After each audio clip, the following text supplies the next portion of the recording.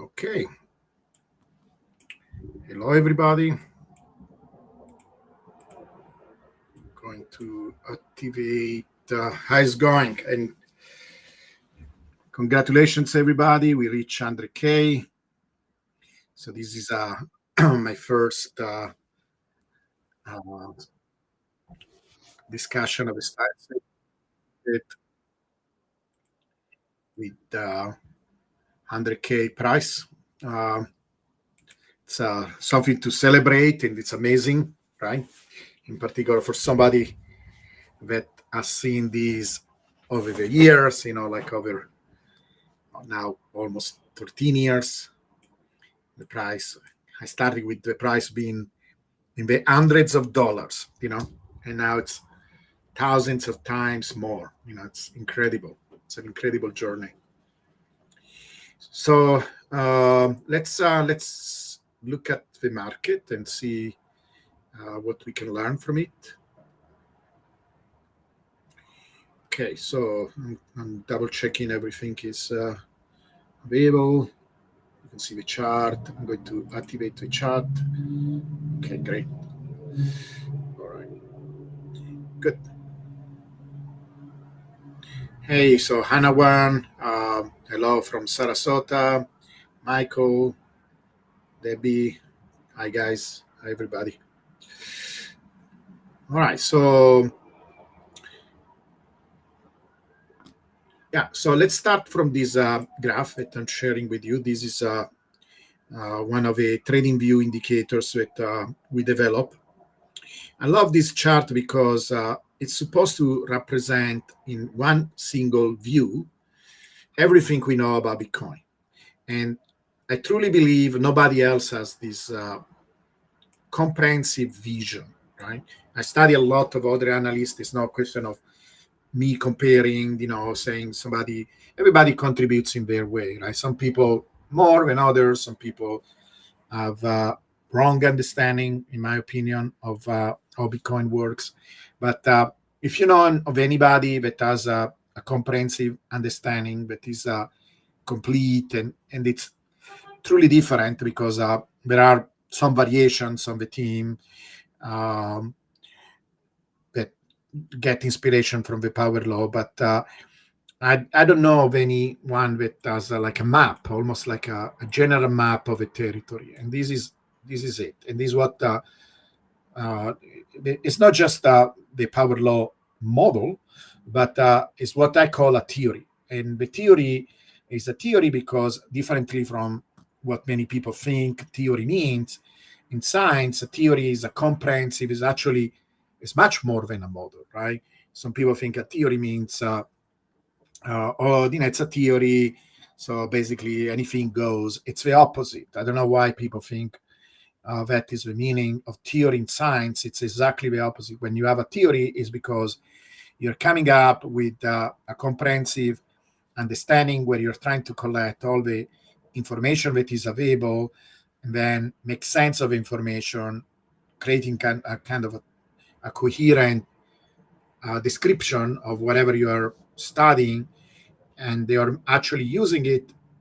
One of the main goals of a theory is to understand the future, to make prediction. A theory needs always to make some kind of a prediction, okay? Because if there are two theory in competition, you decide which one is better by seeing what one theory predicts, and if the predictions actually are aligned to one of these theory, and then usually the other theory is abandoned if it cannot predict future events or things that were not, you make a new discovery, you discover something, that is related to this phenomena that you didn't know before, and now the theory can account for these things that you were not able to you know before. Like, let's say the theory of evolution, we discover a new animal species, you discover something that happens to a species get isolated on an island or whatever. If a theory of evolution was not able to explain whatever happened to this new species that we discover, then we will have to abandon or modify the theory. So theory, it's a complete understanding of a phenomena. In our understanding of a phenomena, and I know this is not analyzing the market per se, but I want to give you this understanding and introduction, in particular for the people that maybe never, they are getting familiar with the theory itself, is that we basically divide the growth of Bitcoin in kind of three regions, right?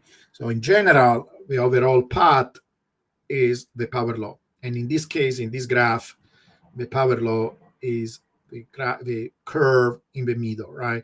So if I plot this in a log graph, you know how it goes, right? For people that have follow me in the past, it follows a straight line. If I am able to plot the log, here you have a log of time, you have a log of the price. It looks like a straight line, like here.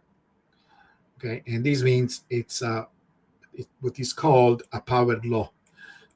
It's a terminology that is used in science. Law in this case means a very precise pattern. Even the law of gravity in science is just a precise pattern, something that it repeats over and over again. This is what we mean for law. There is nothing that is guaranteed 100%. Even the theory of gravity is not guaranteed 100%. It's a statistical pattern. Some statistical patterns are stronger than others, like the law of gravity, other less, and we have more variation. But this is why we call them laws. Some people attribute a lot of meaning to this law, like it is an unbreakable law. There is no such a thing in science. It's a very regular pattern that seems to hold over a large range of possible values, right? This is what it means. But if we had to come up with a trick to actually having trading view show the power law, like in a log graph, log of the time and log of the price, because it's not supernatural for trading view to do this. There is no a way to do the log of time that doesn't require some coding. So this graph is a special graph. But in general, when you look at TradingView, you can only do the log of the just a second, go back. The log of the price and not the log of the time. So it's going to look, the power law is going to look like a curve, but it's represented here in this middle line. This is a deviation, a very strong deviation from the center, where probably the price starts to be overheated if we cross that line. And what I'm trying to do in this graph, I'm trying to reproduce and show you all the different cycles, right? So basically, I start from today.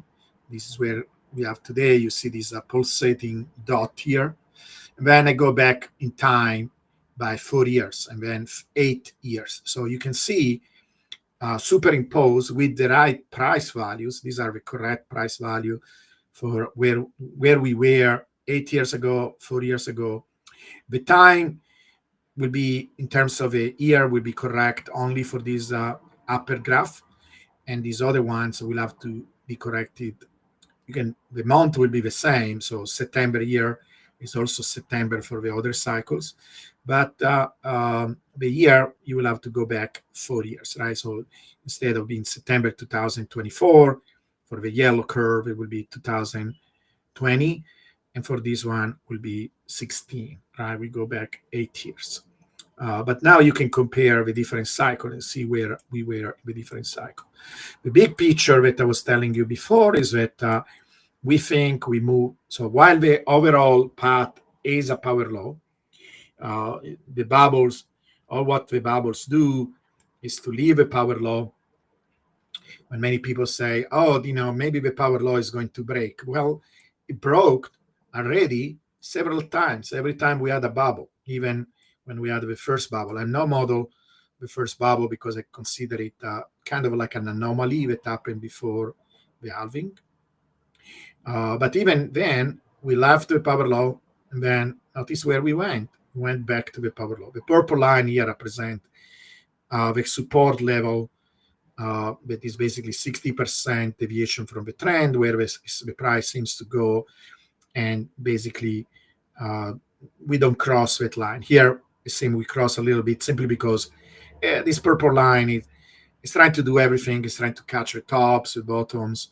It's an approximation of a support line. But if I drew the real support line I could do here, for example, with this white line, we never go below that. It seems to be a very, very robust support line that Bitcoin seems to respect, no matter what. So when people say, oh, we are going to break the power law, well, we did it already several times, and every time we did it, Bitcoin didn't like it, and he wanted to go back to the support line.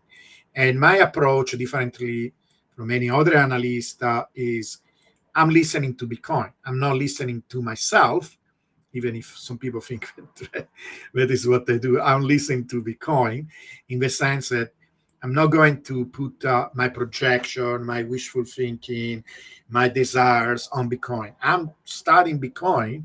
I'm looking at the amazing regularity we observe that we can study using science instead of technical analysis, other methods that are more like astrology than astronomy.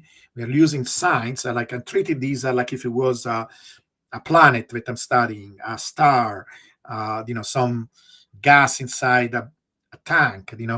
I'm studying it as a physical system. And people that think that human beings cannot be described in this way, they are very wrong. We have tons of papers, books showing that when people work as an aggregate, they do behave like a gas. It doesn't matter if the Austrian economics says otherwise. We are wrong, and the data says otherwise. We do behave to the point where we can even predict a bubble, when a bubble will burst. There are mathematical methods and physical methods that show we can do that with a high degree of precision.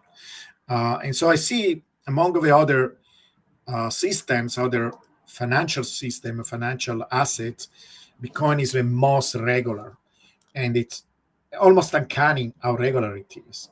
And so I'm listening to Bitcoin. I'm trying to see which kind of patterns we can observe. And then I extrapolate and say, if this pattern continue like we did in the past, and there are strong reasons to think that they will continue, this is what we can tell. That is my methodology. But it's different from everybody else because there are so many people that basically use the same techniques from technical analysis, etc. And I think they are mostly wrong when they do that.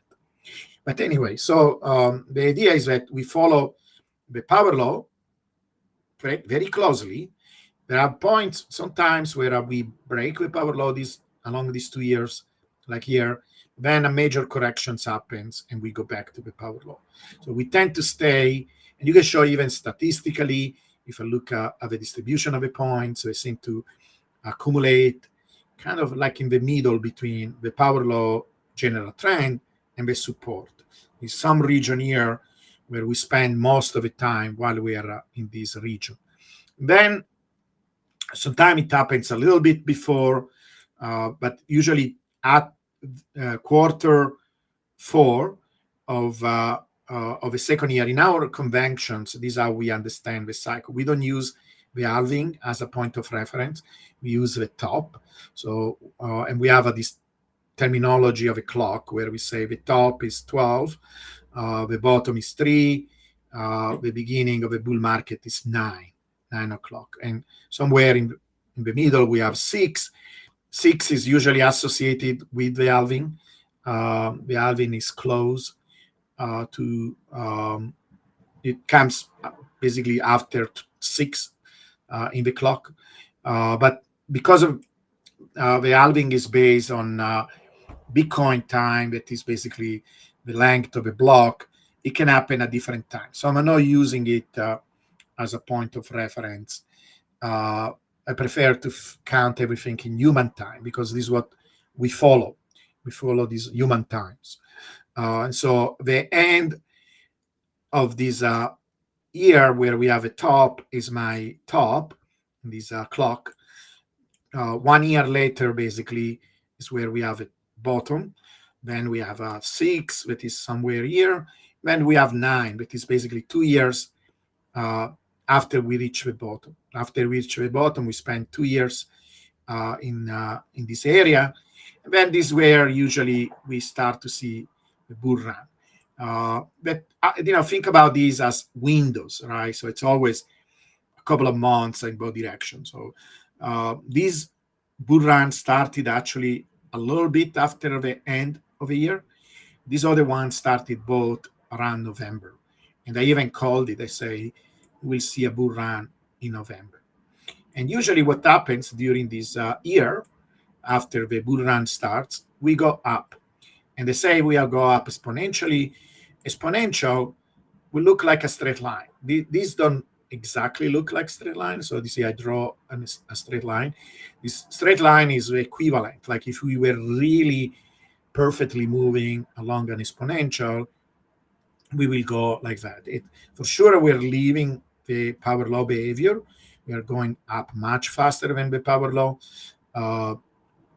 Locally, these curves look like exponential, like I could fit a nice exponential here.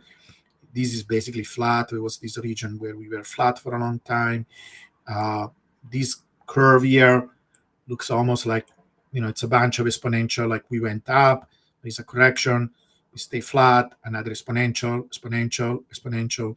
So it's basically period of accumulation followed by a fast exponential, period of accumulation followed by a fast exponential. Here I try to draw one region of this kind. We did have an accumulation period that it's similar to what we experienced in the last few days, and maybe we are still experiencing. This one went from November 20 to December 13, this period here. This was the last cycle where we stay kind of flat, right, during this period. And then as we are coming close to the end of the year, we accelerated, we went up. And then we had a correction and the top.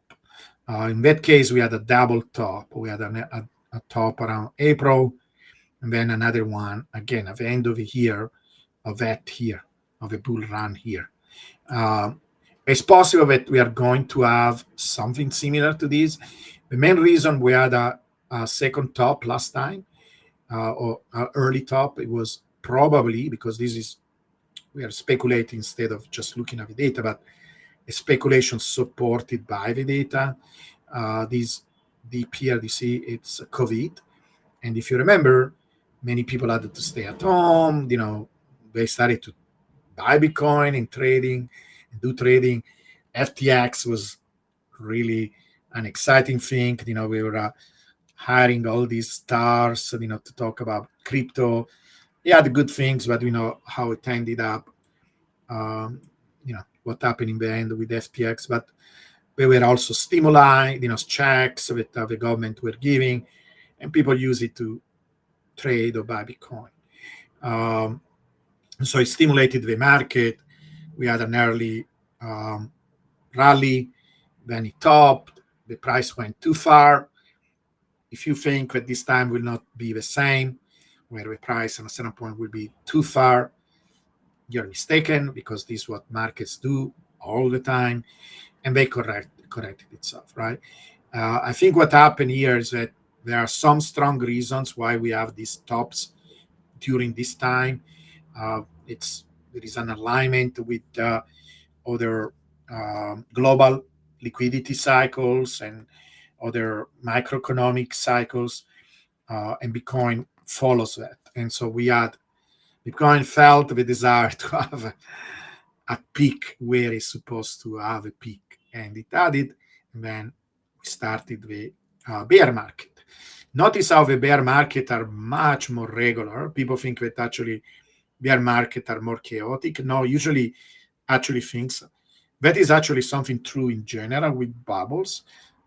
It's much crazier when we go up than when we go down. When we go down, it's a much more regular process. So you can actually draw a line, and it seems the price kind of follows that line. Of course, it's never perfect. There'll be times where we go faster, when we even here it seems where we recover a little bit, but then we went down. But it's a much more, if I did, for example, a moving average, it will look much more of a straight line.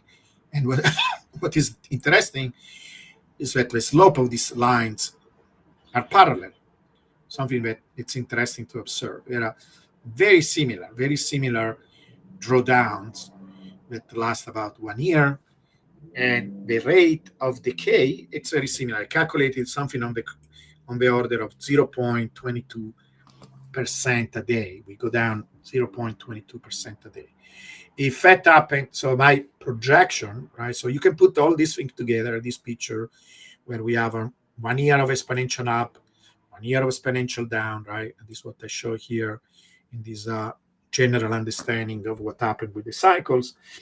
If you assume, because you know what, it's an only assumption based on data. So, oh, you think that anything can happen, let's see, let's have fun, whatever. But by the way, every human being is in that position with anything on earth. Even tomorrow the sun comes up, right? You put a lot of belief in that, but there is no guarantee, right? So it's all a range of possibility and probabilities, right? This is how you should think about absolutely everything. So, but there is in ancient time, really people literally believe it was up to the gods, right? There are still people right now who believe that, like some religion think that you wake up because God make you wake up, right? Whatever. Or the sun comes up because some God makes it go up. Most of us have some rudimentary understanding of astronomy, and we know that it has to do with the rotation of the Earth. It is very unlikely it's going to stop tomorrow. So, we put a high confidence with the sun looking up. It's not really the sun coming up, it's the Earth rotating. But, we think it's a very high probability event. So, but it's based on science, right? It's based on our understanding of the astronomy and what the Earth is and so on. These projection that I'm making here, it's based on the only thing that we have on about Bitcoin, all this information, right? Everything else, it's guessing. It's just a guess, So it at least it gives us some reference, right? It could be wrong, but it's like the guy, right, that is looking for the keys. I often mention this joke, right? You're familiar with that joke where somebody lost his car keys, and then a passerby comes and say, "What are you looking for?" Say, "My keys. Did you lose them here?" "No, I don't think so, but this is where the light is," right? Because he's looking for the cars under a light. It makes sense because if you're looking it over there where there is no a light, your chance of finding it is zero. Here, you have a small chance, even if you think that maybe you lost it over there, right? It's the same idea. It's the same idea because it's the information we have. We see this irregularity. We see with these patterns seem to repeat with regularity. The other component is the height of these peaks. They seem to get decreased. And when I look at it, and other people look at it, they seem to be also on you will think that, okay, they come down because the amount of money that we're moving around, is different. This bubble, when this bubble went up, I think it went up like something like 15 times relatively to the trend, relatively to the power law trend. The price was $30 at the peak, Right now it's $100,000. And if you go to the peak, it's going to be much more, right? Hundreds, 200, 300,000, whatever it is. It's much more difficult to move that amount of money, but it was 30. People don't realize that, right? That it's this idea of scaling, right? The type of investment, the type of players, the type of how the money is handled. It's completely different. And so you will expect this decrease in the height and in the in the deviation from the trend going down. This kind of makes sense, right? What does it make sense? Because like many things, we didn't understand yet. We don't understand it yet. But it goes down in a very regular fashion. Actually, you can write an equation that describes this decay. Now, it's only few events, and that is one of the criticisms of this approach. So we don't know if it is a real phenomenon because it could be mistaken. Even things that look regular like that, they maybe it's a coincidence with 3 points. So you can even calculate what is the likely is that 3 points are aligned in a precise curve, and it's relatively small, but it's not zero. So it's possible that it's um, you know it's due to chance, or the other possibility is that there are things that are playing now, and this is one of the things that people believe: ETFs and Sailor and the strategic reserve, all these things. But nobody comes up and say, "Oh, I think given the ETF or given Sailor, these how they are going to change." We are just claiming it, right? There is no any basis or any argument on how they are going to change. My understanding of these things, my intuition that we are going to see, because these are tests of these intuitions when we collect the data, is that they don't change anything. It's simply our an ability of understanding scaling. People think that the ETFs are radical change, where nothing else than the next step, right? It's like, imagine um, you're looking at a mountain, right? And you're like, there are this picture of the Himalayas mountain where there are these huge big boulders, right? And you go there and you don't pay attention to the smaller stones, right? And let's say that you were only focusing on the small stones because maybe these bigger stones go up as you go up in the mountain, right? Or maybe the other way around. The big stones stay at the bottom and smaller stones are at the top, or whatever. So as you come down from the mountain, you start to see bigger and bigger stones, and you think, whoa, this is these big stones represent some big change relatively to the smaller stones before. Simply because now you're paying attention, you're seeing the big stones, and you didn't pay attention to the smaller stones on the way. But it was all a gradual process, right? Based on scale. It doesn't have to be linear. That is what makes people confused. We understand linear easily, but we don't understand non-linear. We are not equipped for that. So when we see that the stones became bigger because maybe they go with the cube, with the fourth, or whatever, with the power of the altitude, now you start to see these huge big stones, and you think that it's some kind of sudden change. It's not. So the same thing happens with this ETF. Our eyes are trained to, or our minds are trained to see big things. We pay attention. We think that ETF is a change in the pattern, but it's not. There are ways of showing that. Like one thing, I did a calculation where, for example, I calculated that only to stay on the power law path, so not even this exponential growth that we see during the bubble, to stay on the power law growth, basically this line here, to continue on this line, we will need $250 million every single day. And they use multiplicative factors, right? To say, well, $1 of inflow creates a $10 in change in the market cap. This is what I use. One can say, well, you need 50 or whatever. I think 10 is a good compromise, but it will not change much, right?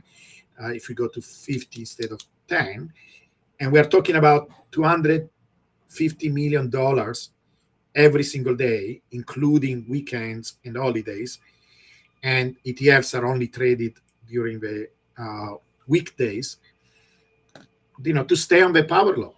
And if you look at what ETFs have contributed, okay, yes, there are good days where we go even above 250, but in average, every single day, we don't. So even if you include Sailor contribution, we don't, So we will need to include ETFs, Sailor, and other player, and we stay on the power law. And right now, we are actually supposed to go faster for example, to reach the 200K, that is my projection based on this decay that we observe. It is the only thing we have, so it's the only logical calculation that one can do based on the data. We will need to go 500, right? Because we need to double the progression.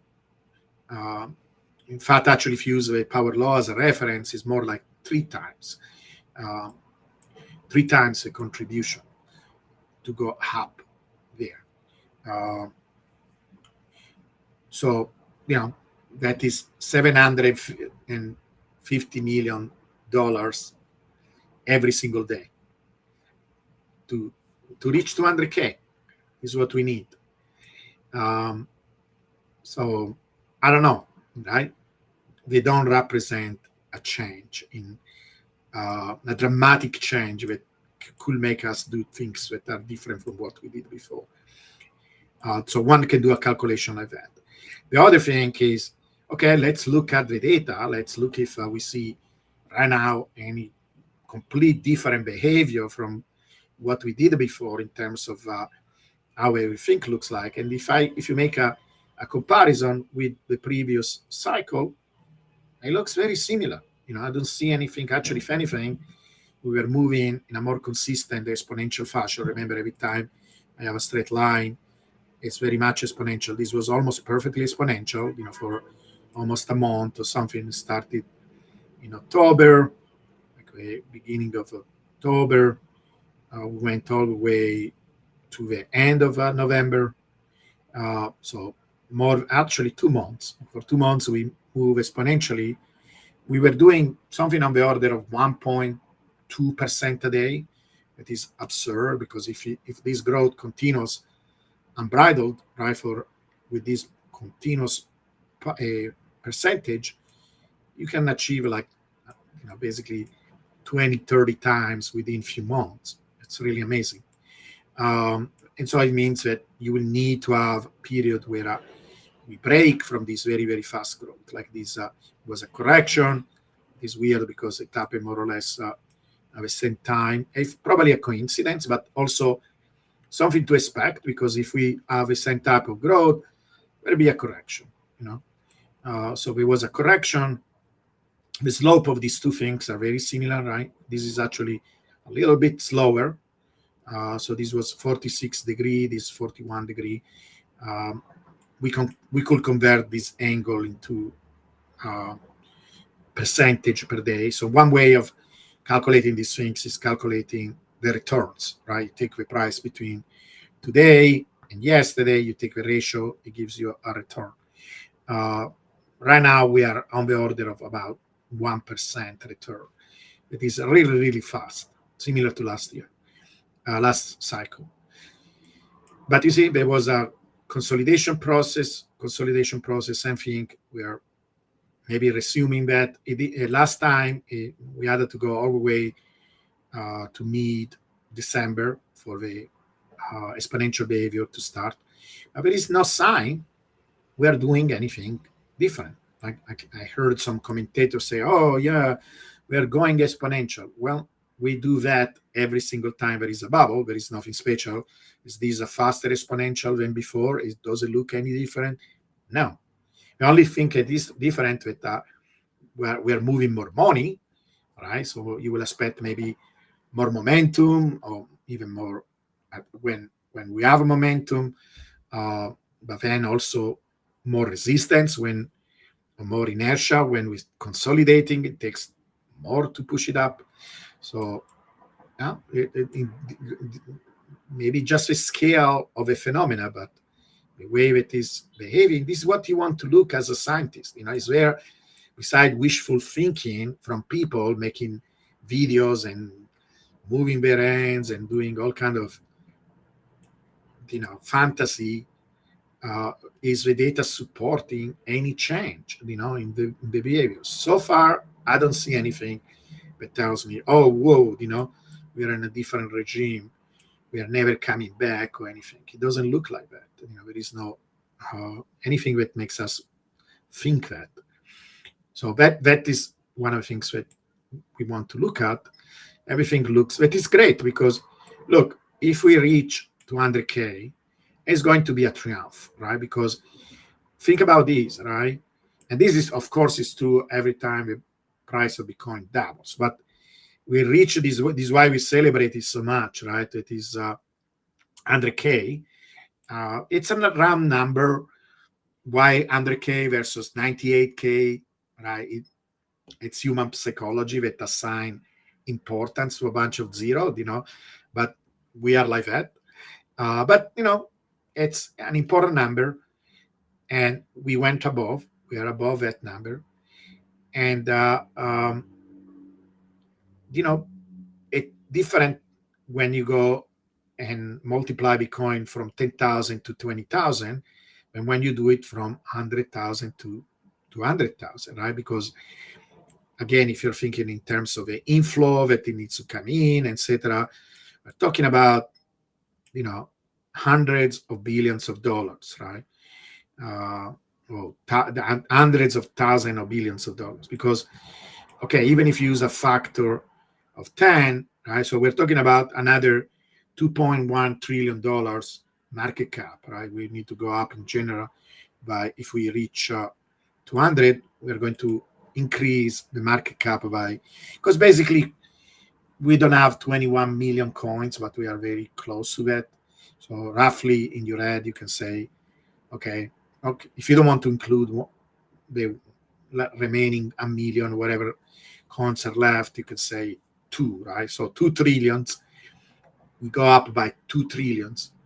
It's a lot of money. Even if you have a factor of 10, you're talking about still, hundreds of billions of dollars, right, coming in. So do we have resources to go there, right, and to stay there? It's going to be a challenge. Okay, one of the things I showed before, just to give you a feeling, because it looks much easier, right? It looks, well, okay, we are there. It doesn't seem a big deal to go over there, right? That is my projection. Now, we could go to 250, 300, right? It's all a game of probability, how likely it is to reach 300,000, right? And again, in the log scale, it doesn't seem that far. But let me do this. That is showing you how these things looks like in a linear chart, right? It seems much more challenging. In fact, so you look at these, how the last bubble looks like, where we are right now. Are we going there? I don't know, right? It seems much, much more challenging when you draw it in the linear chart. Now, if you thinking about 500,000, some people claim that we can reach 500,000 is over there, right? Is this likely, right? Everything else looks flat, and we go there, and it will look like an incredible spike, right? That we went there. Talk about exponential, right? Is it impossible? Nothing is impossible, but I suggest everybody, in particular the people that follow me, that maybe I don't have 2 million people that follow Plan B, to focus on realistic goals. Because if we reach this realistic goal, we will be happy, and it will be still cool. It's a lot of money. We are talking about doubling where we are right now. If you don't, right, you don't get disappointed. I mean, people are maybe of different type of personality. There are people that like to be fooled by things. They rather fantasize, about an imaginary girlfriend, and then they don't have it. But instead of settling with a nice, real one that is good to you, and it's not a model. I like things like that, in particular with realistic things like money. Important things like money. You can fantasize about it. Read Tolkien, read Lords of the Ring if you want, to distract yourself, or read some science fiction novel if you want to fantasize about things that are not there. But I think with serious things like money, you want to have realistic objectives. Try to see what we need to do to reach these. Plan accordingly in terms of your investments and things like that. And And then if we go above, we can celebrate that. But the other way around is much harder. So I will not fantasize about 500K and stuff like that. It's quite unlikely that we go there. So if you compare with the first cycle was almost like a textbook example of what this idea of the cycles, and it continued to move along the power law basically until the last minute. In fact, it was we can go here to see what happened next, right?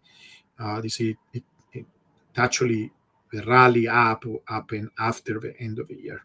It was actually kind of, we are still going up. See how we go up according to the power law? The power law is our backbone, right?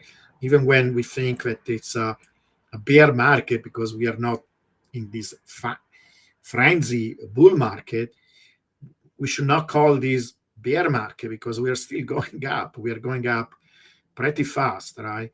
Right now, the rate of growth along the power law is about 45% a year. That is beating any other asset, right? Stocks and so on. Nobody can do 45%. It's going down, but returns are going down. But and at that time was even faster, right? So we were moving up, and then we went even faster up when the bull run started. Same thing with this one, but it happened a little bit early. So I think everything looks exactly like the previous cycles. There is no sign. It's just we needed Sailor. We needed, because it's not that we didn't have Sailor figures. Now, they didn't play exactly like Sailor is playing, right, by selling his shares of his company. This is a new phenomena, but that doesn't mean that there are no new things happening, right, in the idea of the power law. There could be different type of events, a different type of mechanism, but they are all playing together. And in some time to go to the next scale, to get to the next order of magnitude, you do need new processes like that. So everything seems to play along this idea that we are still scaling according to the power law, that we still have cycles. All these people that are already calling the end of a cycle. If you know anybody, please put it in the comment. Anybody that shows real calculations, real data. I don't want to hear fantasies. I don't want to hear, because of a strategic. It's all made up, right? We don't know if a strategic reserve will happen, what is the impact of a strategic reserve, how big is going to be. We are just naming names, coming up with concepts without any foundation, And so, okay, these are all good things, but what exactly, how they are going to impact, why the cycle is over. Show me the data. I don't want to hear some fairy tales. To me, these are all fairy tales. So I don't want to hear them. So if you know anybody that gives strong scientific arguments why we are not going to have a cycles, then let me know, because I would like to learn. I'm always trying to understand Bitcoin. So far, I see zero evidence for that. And instead, there are very strong reasons to think that the cycle will continue. The peak will be smaller. So right now, we are thinking we are going only about 80% above the trend. This is where the trend is. We go above the trend by 80%. I'm going to look at some of your questions, if you have some questions. Then we can go to the next step. In the next few minutes, I'm going to cover a little bit of a liquidity, the global liquidity, what is going on with global liquidity, what is the relevance of global liquidity. We can look a little bit of the returns, how the returns look like. We already mentioned, but we have some of the indicators where we can calculate the returns over a month, over the last 2 months, and see, because we can use them almost like a predictive tool, right? What if we can continue, basically? So that is one of the things that I don't see many people doing. You can take the last 2 months and say, if we add these returns, where are we going? Can we have them? We can continue to have them. That is, in a sense, a kind of the best case scenario, because unless you're thinking we can accelerate even more. That is, I don't know, can the market sustain that? Where the money is coming from? But okay, we can look at all these things. But I'm going to answer some of the questions first. See, actually, a bunch of questions, or maybe comments. So, okay. Maurizio, it's a long-term friend. Maurizio bisogna. Ciao, Maurizio. Okay, if Trump, okay, let's show this question. It says, if Trump's MBS buys Bitcoin, it puts on the Treasury Reserve balance sheets, do you think this will break the power law? No, absolutely not. First of all, please, I'm telling you, please do not fantasize about Trump or any government, okay? We went from having a very hostile environment to crypto to a much more positive one, at least in words, okay? I want to see action. I don't trust any politician. Let's see what we do.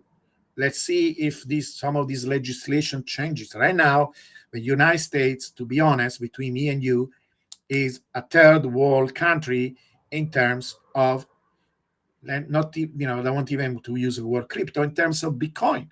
You want to, trade futures with Bitcoin. That is one of the things I'm doing to multiply my Bitcoin. We can discuss that. And you cannot, because they don't allow you. You cannot short Bitcoin. You say, well, it's a good thing, but you are a free person. If you want to short Bitcoin, you should be free to short Bitcoin. You are treated like a child.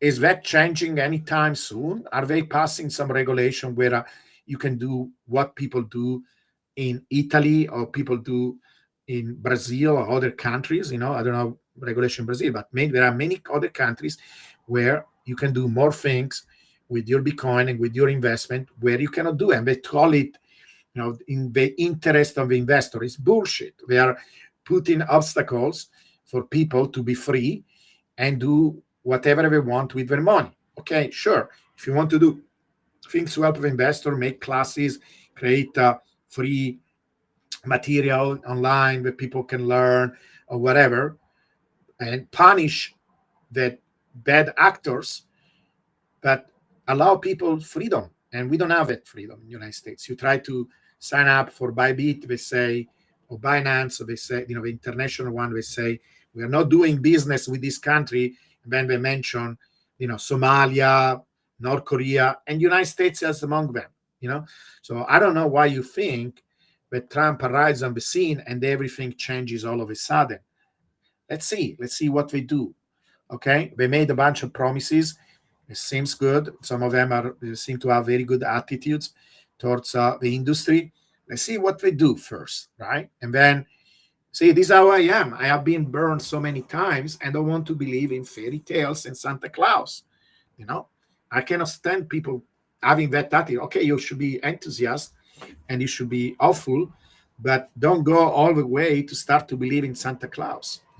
That is going to the extreme. I think people mentioning Trump, the strategic reserve, how big of an impact is going to have this strategic reserve? As it is on paper, not much, because some of these moves that the United States government, even if they do what they say they want to do, at least some people are proposing. We will have to see if a bill is approved, how long it's going to take, are going to actually do it, and how the market reacts. It's not that enormous quantity of money. And then we say, well, but if the United States do it when China does it, do they have to?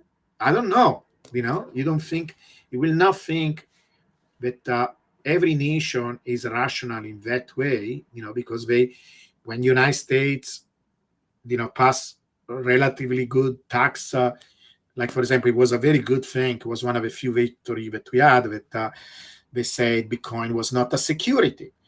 Are there other countries that passed that law? Yes, some did, but the China banned it at a certain point. It's not necessarily, they're not going to necessarily, they use this word that I cannot stand. Really, I cannot stand, because it becomes one of these words where once everybody uses it, loses its meaning. There is this game theory. They want to sound clever because they use this game theory. They never study. It's actually a mathematical theory, field, game theory. They never study even one article about game theory, what game theory says. They're using, basically, they mean if a United States do it, all the other country will do it. Not necessarily. Why you think so? It's so silly, It's fantasy. It's wishful thinking. And I trained myself as a scientist. There was a point in my life that I said, you know what? I'm going to focus on reality. I'm going to focus on what reality says, on what data says. Anything that cannot be proven by data, by science, I'm not going to trust it. I'm not going to believe it. And sure, even there you have to be careful, because even scientific data can be manipulated, can be used politically. If a politician take data and use it for their own purposes, dangerous, like we know. But anything else, you should use critical thinking, logic, data. Don't trust politicians. Why do you want to trust politicians? Because now they are giving you some promises. They do that all the time. So no, I don't think so. I want to see the data. When I see the data that some of these actions represent a break, then we can analyze and say, whoa, if they did this happened. All these things we will be able to measure them and see. Right now, I don't want to speculate on these fantasies. In fact, I actually start to get really annoyed by all these people. Yeah, it's great to dream and to have, high goals for ourselves, but let's not pin everything on that. Let's focus on what we have, before we fantasize on things that are not going to happen. Point of not okay. So Shifu says, point of nuance. I think of model as how they explain data, not their ability to predict. No, that is incorrect. If they do both, models need to be predictive. Science is predictive. That is one of the things that people miss. A good model needs to be predictive. It is not predictive, it's useless, completely useless. Same thing with science. Science needs to be predictive. That is the entire point of science. The idea is that if you are able to explain something, you're explaining it so well that you know what is going to do next. That is the entire idea. If you are not able to tell what is doing next, then you don't understand what is going on. The only way that we know that our understanding of a phenomena it's real is because we are good in predicting what happens next. Now, the level of prediction, what that prediction means, how big the variability of a prediction is. Is this what is your standard deviations? What is your mean? All these things, okay, needs to be discussed, etc. But in general, you should be able to predict. Otherwise, it's completely. So they should be able to explain both the past and the future. If they don't, then it's a useless model, and probably there is some big lack of understanding of the phenomena that you're giving. So I don't agree on that. And in fact, that is not the way science thinks about modeling. Modeling is all about prediction. This is why you do models. Now, if you are trying to model weather as many years ago, was worse. But people were using, even the Second World War, when they did a major battle operations, they had meteorologists, that were trying to make some level of prediction. Now, they were much worse than now. Now our models are becoming better and better and better, but they are still probabilistic. There is such and such chance for rain, but this is what the models are trying to do. And most of the time they are right, because, if you are predicting that there's going to be, rain or bad weather conditions, flights are delayed, and other kind of things like that, so it's used every day. People don't realize, they don't realize how powerful science is in everyday life. Gravity is the best example. It's a phenomenon that is undeniable, but we call it theory because we don't know 100%. Exactly. People confuse even this. They think, for example, the theory of gravity is certain, right? Of course, you probably don't want to throw yourself from the wind. You jump the from the window and say, hey, there is a chance I'm going to fly. Okay, yeah, there is, but it's extremely small, where probably you should not do that, right? But then, as you cover different phenomena, this is one of the things that we discover in science. There are certain phenomena like the weather, they're called complex systems, where you have to give up some level of knowledge. Like, for example, instead of knowing exactly what happens at every particular minute, you give like a general tendency. Okay, is the temperature going up? Is the temperature going down? It's very unlikely that we are going to see snow in Texas in winter. You can calculate what is the probability of that, right? Is it 100% impossible? No, but there is a probability associated with it. So this is how it works, right? There are certain things that you can understand better. Now, with assets and financial things, there are ways. There are a lot of things that you can predict. You can make mathematical models. My point about Bitcoin, that is very, very different from other assets. It's like the most mathematical, the most regular, the most predictable. Now, can we do it day by day? Can we tell what is going to be the return tomorrow? No. But these general trends that we are observing, the power law, the cycles, how fast we go up, maybe even the height of the peaks, they seem to be regularities that other assets do not have. And so that is the thesis that we are making here, that it's an asset that is really, really different from all the others. And so why not to use this knowledge, right? And first of all, testing it, because you test all the time. Is why we are doing moment by moment. As more information comes in, we compare now with previous cycles, everything. So we are not, I made these analogies like we have a GPS, and the GPS tell us turn right. We still use our eyes, right? You're not going to close your eyes and say, the GPS says so, I'm turning right, and you're slamming against a building, right? You're still looking if there is a road there, right? You're using all the information, all the instruments that you have, including your eyes, and you do some decision based on all the information you have. But it's not that it's completely unknown. That is the beauty of it, that finally we're coming closer and closer to models of Bitcoin behavior that are very close to what Bitcoin really does. And so we should use this information. That is the understanding. The people that they refuse and they want to, that is one of the things that I don't understand, because in one end they don't trust this, or they don't want to even spend the time. And many times is laziness or lack of competence. Let me make a name, British Odom. Sorry if I make it, but he talks very well. He can be very, he has very good rhetorical skills and some understanding of market, etc., because he has some experience, right? Whatever that is. At the same time, he makes guesses, right? And I think he actually probably looks at charts, but these are charts that other people have made. And then he says this and this other, this is going to happen, or we are going this direction. Based on what? What is your analysis, your feelings, So, okay, these are the same people that say charts should not be used, and then they make predictions like we are going to have this, we are going to have that, this is going to happen, but based on feelings, I don't want to base anything on feelings. I want to base it based on data.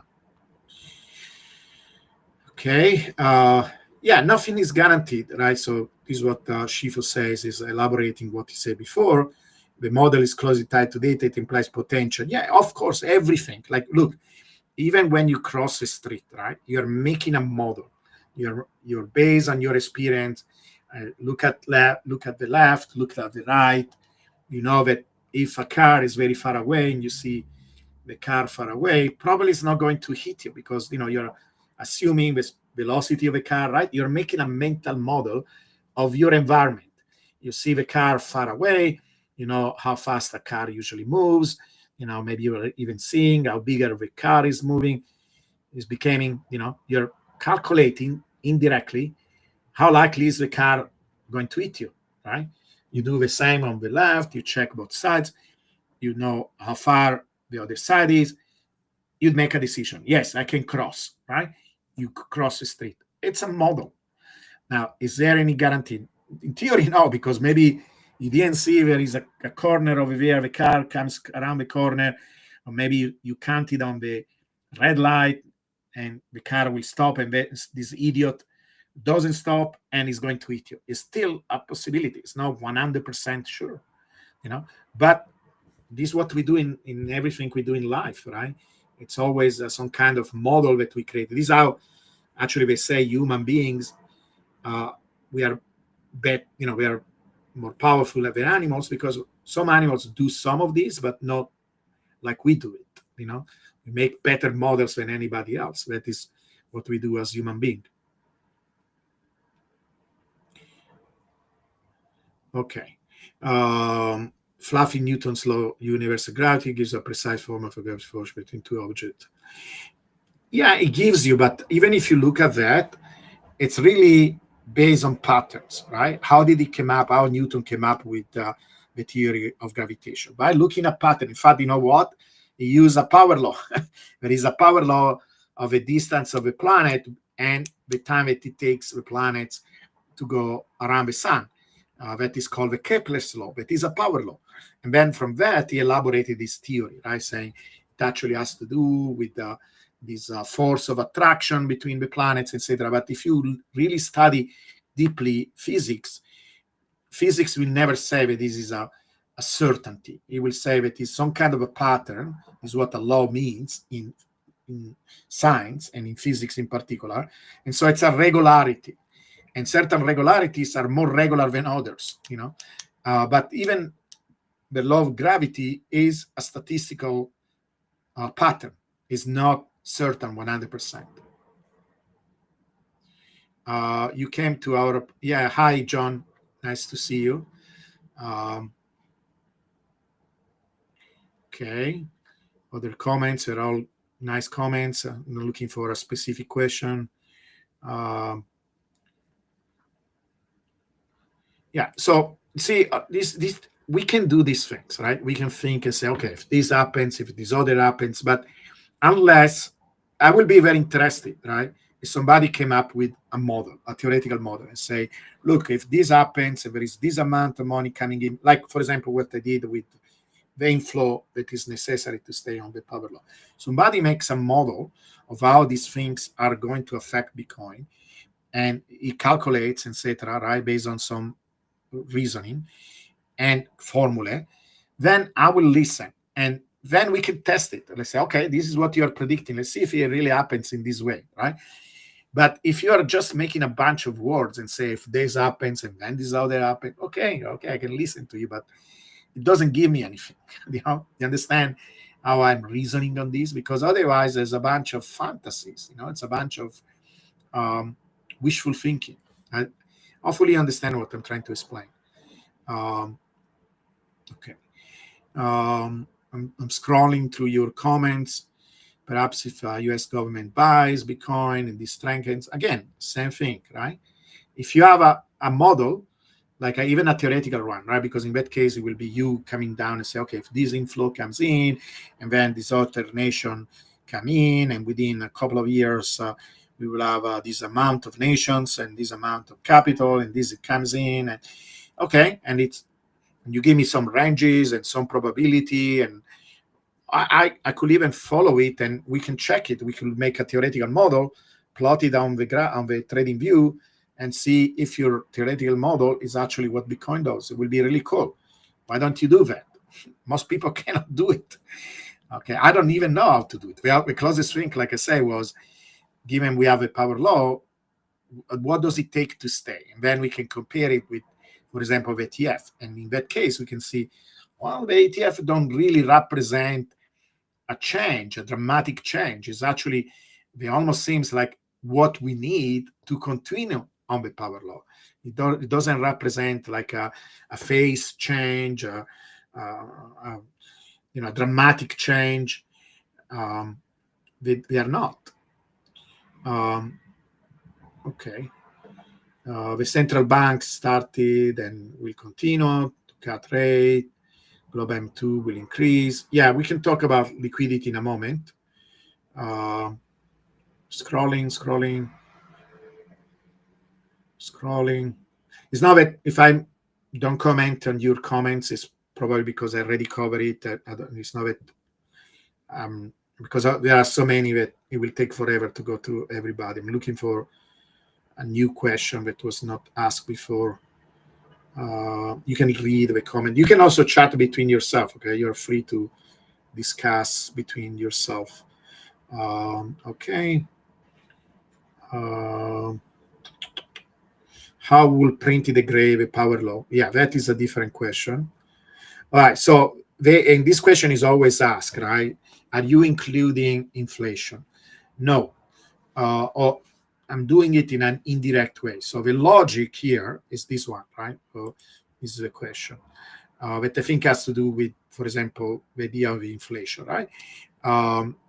So in physics, there are these things that are called observable, basically something that you can measure directly, right? You go and measure the temperature of gas or whatever, right, in a container. You stick a thermometer or maybe use something digital, right, and you measure the temperature, you measure the volume, you measure different things. They are called the observable, because remember, the beauty of physics is that we go and actually do the experiment, right? So there are all these talks about more advanced physics like string theory, etc., having lost this connection with experiments. That is a serious thing. That's why some people think that we are reaching a crisis in this more advanced type of physics, because it's mostly theoretical, and they don't have the tools to test these theories. But most of the other physics, like the physics of the stars, or materials, all the other branches of physics, including economics, because a lot of physicists are starting to study social phenomena. There is a branch of physics called sociophysics. There is a branch of physics called econophysics. Right now, I'm trying to do econophysics of Bitcoin. We want to do experiments, right? Sometimes experiments are where you go and change things yourself, right? If you have a gas, you change the temperature, you change the pressure, you manipulate, right? Other times you cannot. I cannot go there and change the market myself and see what happens, right? You do it passively. Things happen and you see how these things affect the market, right? There are certain fields of physics that are like that. Like if you study earthquakes, you're not creating an earthquake, you're observing the earthquakes and then trying to understand them, right? Same thing with astronomy. If that star explodes, I cannot make it explode. I'm going to wait for the star exploding. Now, one of the ways you can do that is because there are many stars exploding all over the place, and you create some kind of statistic. The problem with Bitcoin, fortunately and unfortunately, that we have one example, right? This is why the cycles are so beautiful, because it's something regular that we can compare, right? There are periods of Bitcoin where it did certain things, and we say, look, this is cycle 1, cycle 2. So it's more than one instance of the same thing, right? With astronomy, we have thousands of examples. That Bitcoin is one. We have other coins, but they don't behave like Bitcoin. Bitcoin is unique. So it's a limitation that we have. So the idea of the observable, what are the observable? The beauty of Bitcoin that we have all these, we have a price, right? And we have exchanges. We are to the level of seconds, right? We have prices that are moving at the level of seconds. So we have all this information, all these prices. We are, okay, maybe different exchanges, but you can average, the price in the exchange, or maybe you can see how they change from exchange to exchange. We have an observable. It's not debatable, right? If I say the price of Bitcoin at this time, this minute was this, it's something that everybody can verify. It's archived everywhere on the internet. It's not disputable, right? Same thing with things like volume, addresses, hash rate, all these things, beautiful things that it's a paradise for a data analyst, right? So we focus on the observable, right? And time, right? Time, we don't know what the heck time it is. We are trying to understand it, but we can measure it, right? That is what my ancestor, my, not in terms of country, right? I'm talking about Galileo, right? Galileo was one of the first people to say, hey, we should observe things, right? And at that time we had this sand clocks and water clocks, and it still did. It measured things in time. That was a revolutionary idea. Like the people before him, like the ancient Greek, they didn't do things like that. So we have time, right? We have these things that happen in the background. We can measure it. We can measure the price. So this is what I do. When I do this model, I look at the observable. I had a discussion with APSK, and we debated, I didn't agree and whatever. We had a very strong disagreement. Like he wants to introduce, for example, market cap. I don't want to introduce market cap because you are introducing something that, first of all, depends also on time, that is the supply, and it's not a directable observable. You multiply two things when you could focus on price, that is one thing. And then you introduce inflation to it. Well, I don't want to introduce inflation because inflation, it's another additional thing that you add to the price and is based on some idea that you have on what inflation is going to do. Now, you can always do that on the side and say, if a model predicts this price in 10 years, what is the equivalent of that price in terms of today's dollars? But you will do it outside as an additional exercise to compare the two things.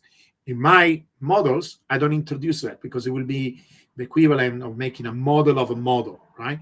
So I'd rather say, so the right interpretation of this is, if a model predicts $1 million in 10 years, that is the $1 million of that time, whatever that means.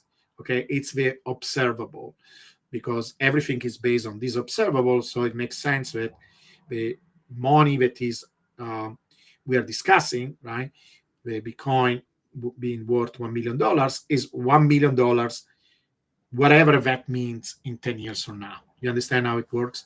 Now, that $1 million could be 800,000 of today, but we can do that exercise aside. We could introduce, also because it depends on what you're trying to buy, right? There are certain things that inflate more, other things that inflate less. The rate of inflation is different in different countries. You see why we don't want to introduce it in one chart, right? It's something that you can do on this side, but that is how you interpret these quantities. That is the understanding.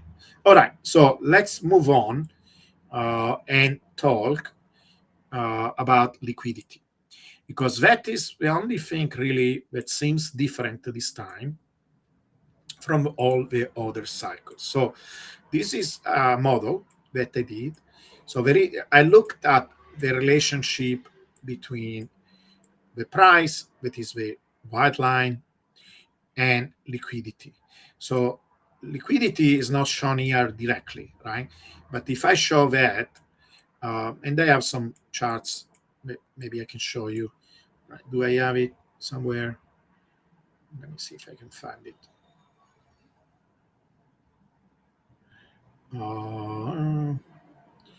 Okay, maybe this. Yeah, this one. Yes.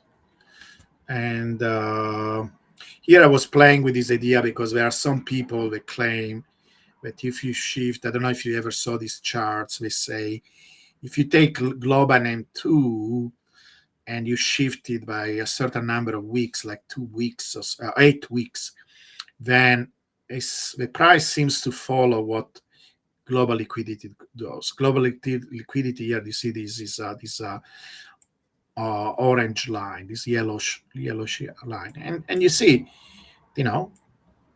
Bitcoin goes up, the orange line goes up.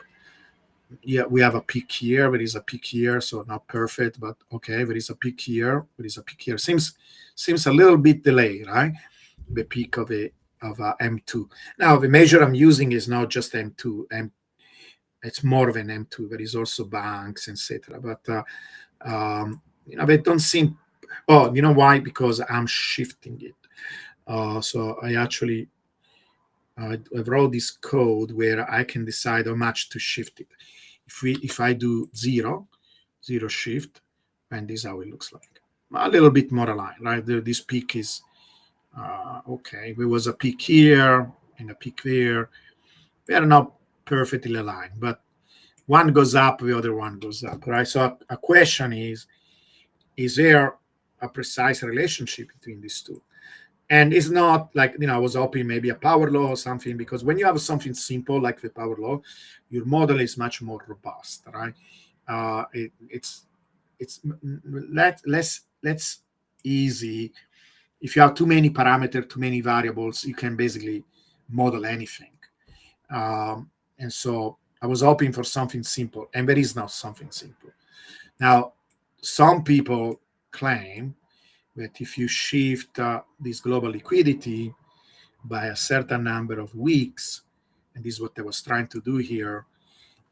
So I wrote this code where I can shift it by, let's say, 8 weeks. See how it shifted. I found actually that 10 weeks kind of work better.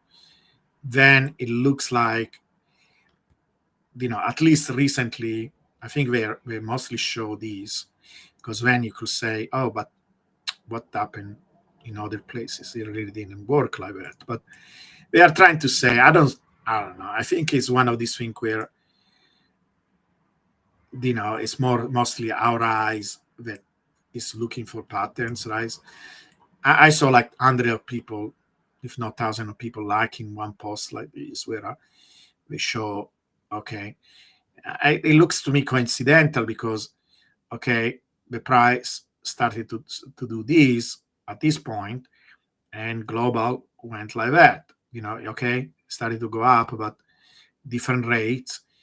And if you believe this, we should see a correction, a big correction. Right? Okay, let's see if we see this a huge major correction, then okay, maybe I'm going to be impressed. It okay, went up here, flattens, then it started to diverge like that. Our eyes are made where we look for patterns and meaning everywhere. This is why some people see Jesus on a tortilla. Is this Jesus on a tortilla or is it real? I don't know. We will have to see. Doesn't look like it really did the same thing in other places. Maybe roughly, but not really. And then what is the idea? Right? Okay, there is a delay between liquidity and the price. Okay, let's see. Right? This will be a good test because something dramatic happened here. If there is a dramatic correction, I hope not, because I like the price where it is. Okay, whatever Bitcoin does, whatever it does, but we will see, right? It will be a test, right? It seems almost like it's time to test this thing if it is true.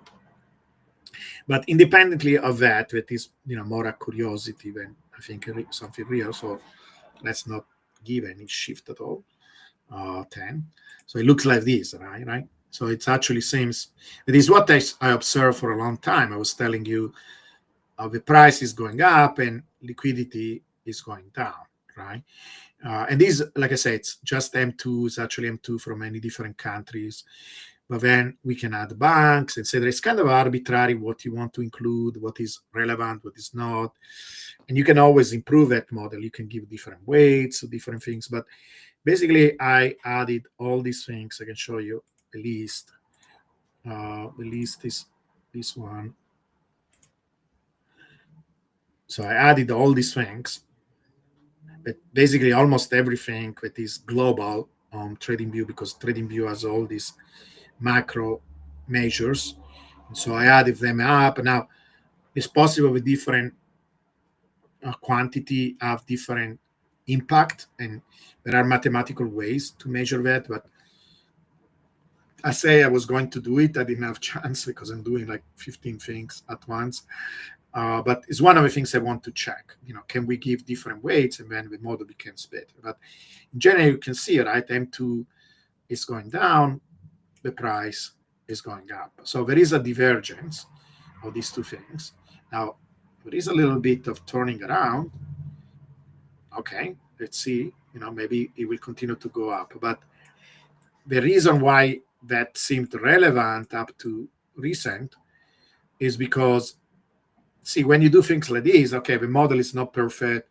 Basically, I try to find an equation between the price and that yellow curve, because it kind of looks like that yellow curve, even when you include banks. I included more things, but it still looks like that kind of weird yellow curve, right, that we just saw. And when you look at the price of Bitcoin, it seems to kind of correlate, but not in a simple way. It's much more complex relationship. So basically you can plot price versus that quantity, right? And it doesn't look like a straight line in a log linear chart. It doesn't look like in a log chart. It looks weird, right? It looks like they relate to each other, but in a complex way. And so what is this curve? There is no one single curve. It's like there are these methods where you use what is called a polynomial expansion. Basically, you add more and more terms until you get, it's a compromise between trying to model every single little bump, and then you're modeling noise and modeling a general trend, which maybe is the signal. Where is the signal? Where is the noise? That is the challenge, right? The beauty of a power law that many people that don't know math don't appreciate is that it tells you so straight, this is the signal, it's a simple, dumb signal that seems so clear that, it's difficult to doubt it, it seems so regular and so on. With something complex like that, you don't know, where am I stopping in adding these additional terms, I stop it at like the third or fourth one. And this is what you get when you add all these terms. You get the purple line that is supposed to be a model, so take it with a grain of salt. It's the weakest. It's not a power law model. Some people say, oh, your model turned out to be wrong. Well, I say all the time that you have to take with a grain of salt. Again, I'm doing it because it's a way of saying, right? Instead of using your eyes and superimpose it to graph, you say, oh, here I see a bump, here I see. It's a way of saying, if it was a real relationship between the two, how will look like, right? So it's a little bit more precise of way of doing this. And so it will look like the purple line. And the purple line, in a sense, the interpretation of a purple line is what should be the fair value of Bitcoin if it was only based on the relationship between the liquidity and the price. So right now, that fair value will be 38,000, for example. So we are much overvalued. According, if you trusted complete liquidity, this will be a crazily overvalued value, right? For the power law is here. This is the normal power law. We are now that overvalued, and we are expecting anyway to be overvalued because it's a bubble, right? We are during that exponential phase where we do leave the power law for 1 year, then we go back to the power law. So everything looks fine from a power law point of view, from a price point of view. It's a question mark. What is going on here? Because you can see every single time, right, we had an excess of liquidity before the bubble, right? This is where the bubble was. We had liquidity. This was last cycle. Before that, liquidity. You see? And in fact, it was actually useful because it was almost like a precursor for the top of the bubble. Like many weeks or months before the bubble, there was a decoupling between the model and the price. It actually makes sense because you will expect during the top of the bubble, the price, it's all FOMO driven. It goes like almost vertical. It goes crazy. And there is no, that is exactly what a bubble is when there is a decoupling from, let's say, the money that comes in, and crazy speculation, right? Here, people are consistently buying Bitcoins, agreeing that this is the right value for Bitcoin. And then as a relatively small group of people speculates, pushes the price up, and you have this decoupling between the liquidity and the price. So kind of almost a way to know that we are close to the end of a cycle, that the cycle will reach a top. Now, we cannot do that if we continue to be in this red area because it's going to be red all over the place. I'm very curious to see, are we going to see some green at all, and it's a little bit worrisome because, it never happened. It's the first time. So that if you look for something that is different, this is what is different. Now, it needs to be understood. Is my model not including some source of liquidity that we should include? Like, for example, I was talking with Joe Carlasare, and they say, oh, I know where is wrong because you need to include the money in the stock market. It is not included here. The money from the stock market is moving to Bitcoin. Okay, I can, I want to talk with him and see what I can include. Maybe I can improve my model or make another one, because it's still interesting to see, okay, these are the usual sources of money and we don't have liquidity coming from these. But if you add this thing, we could make it where, we add it here to the list and we can turn it on and off, right? We could make it in that way where we can add here these other sources, maybe even the ETF, maybe even Microstrategy inflow, and we can turn it on and off and see how it looks like, right? We could do that. I will try to do that. But you see, the only bubble that was not supported, and maybe this bubble looks like this one, but see, was this one, right, before the halving. And I think it was mostly because it was easy to push something where it was like, very small market cap. Bitcoin was only $30, right? So few enthusiasts and basically retailers could push the price easily, or maybe some big whales, maybe some big, some bank or institution or hedge fund wanted to play with Bitcoin, and it was easy to push it around. Today is not that easy at all. I mean, there have been some days where Saylor announced that he bought a bunch of Bitcoin in the last few days, right? And in the last few days, nothing happened.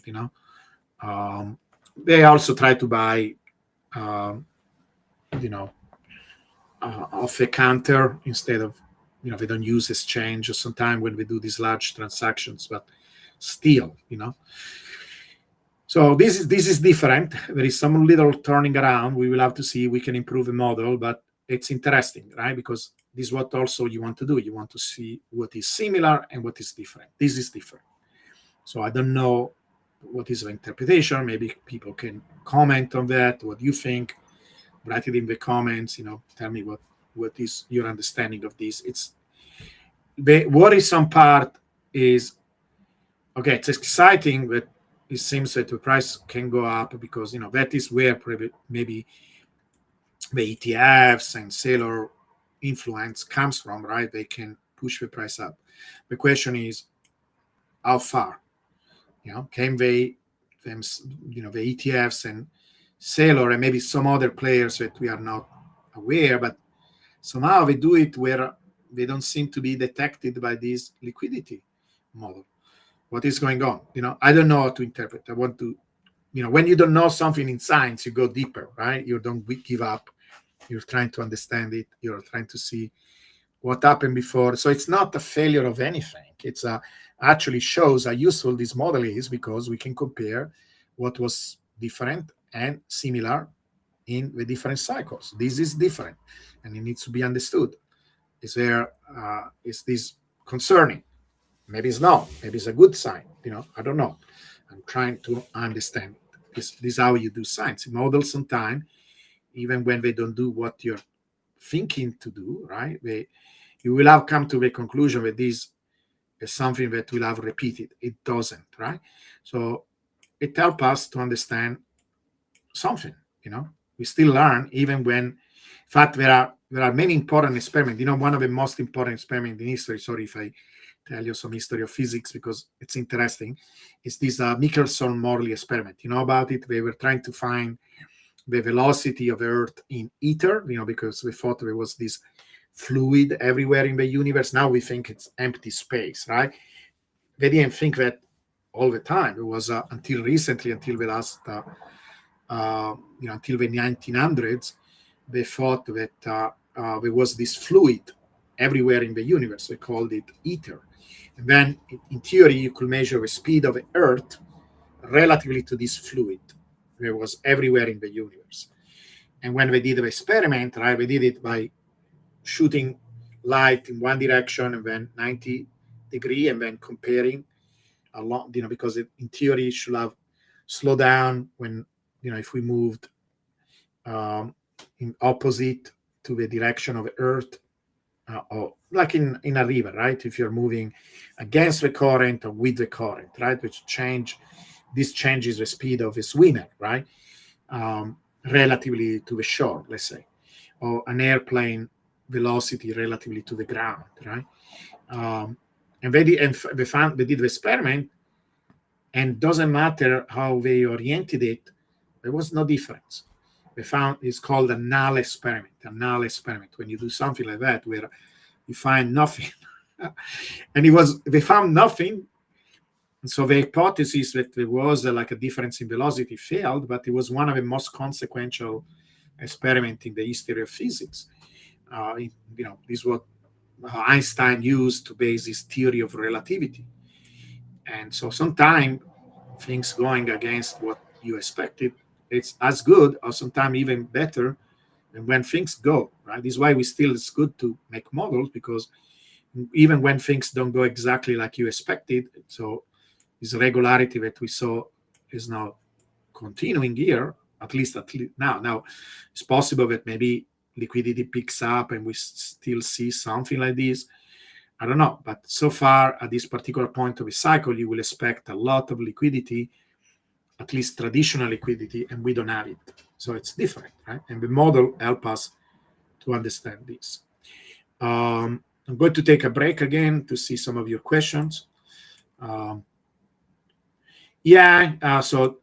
Iceberg is saying, is this the DXY index up-down factor?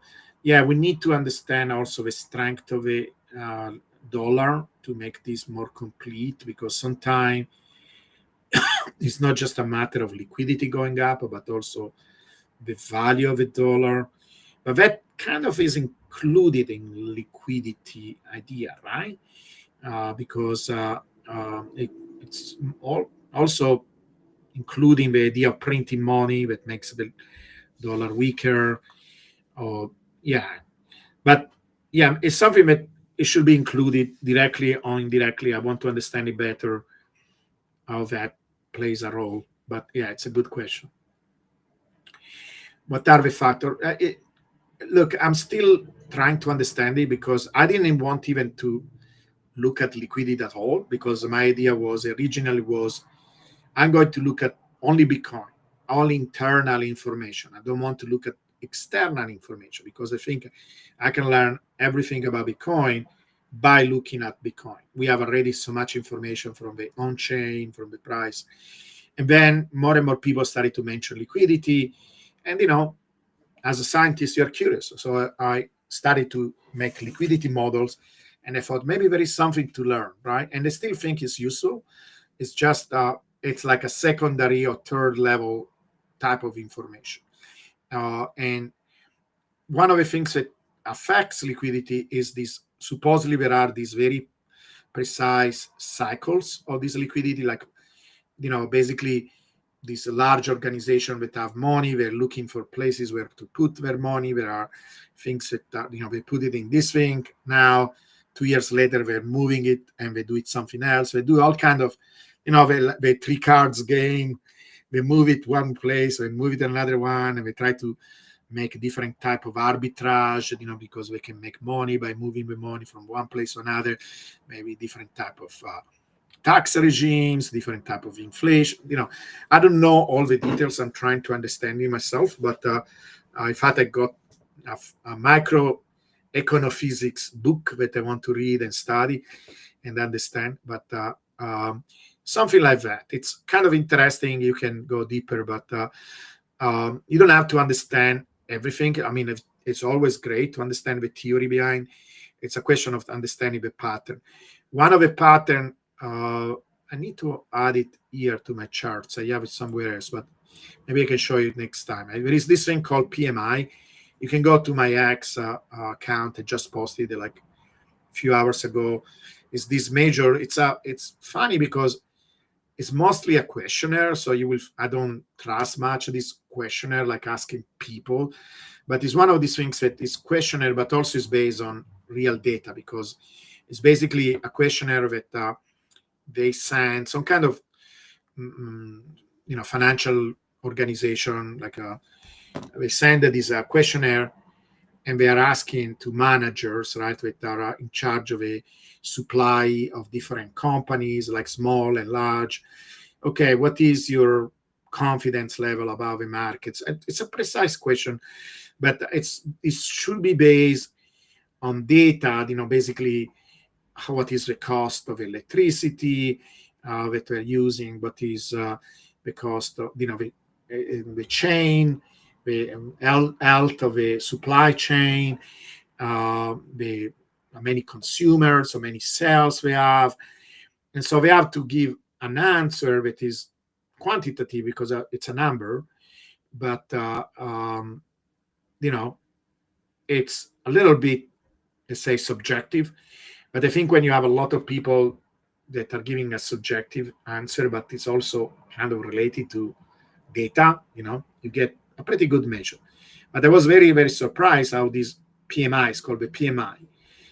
It's very, very connected with the price of Bitcoin. So if you look at my chart that I posted online, it's called the Purchasing Managers Index. So you can look it up. Maybe hopefully I describe it correctly. Something that I discovered myself recently, something that I want to go a little bit.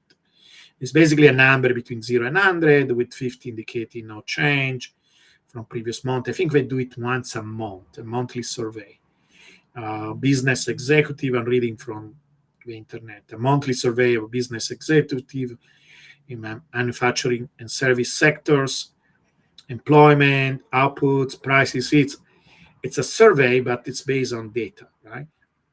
And then they have to give one number. And maybe I think some of these managers, it's possible that they make their own formula, right?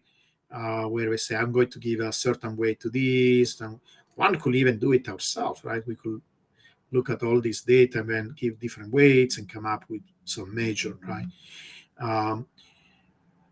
And so that measure seemed to be so strongly correlated that I was really, really impressed. But it's something that I want to explore more. In fact, I did make a trading view indicator that I can share with the people in the Discord group. We can make an indicator. I mean, I already made an indicator. I'm going to share it with you. We need to make it original because otherwise they don't allow us to make it. But we can make the difference between that PMI and the power law and see how they track each other. Yeah. All right.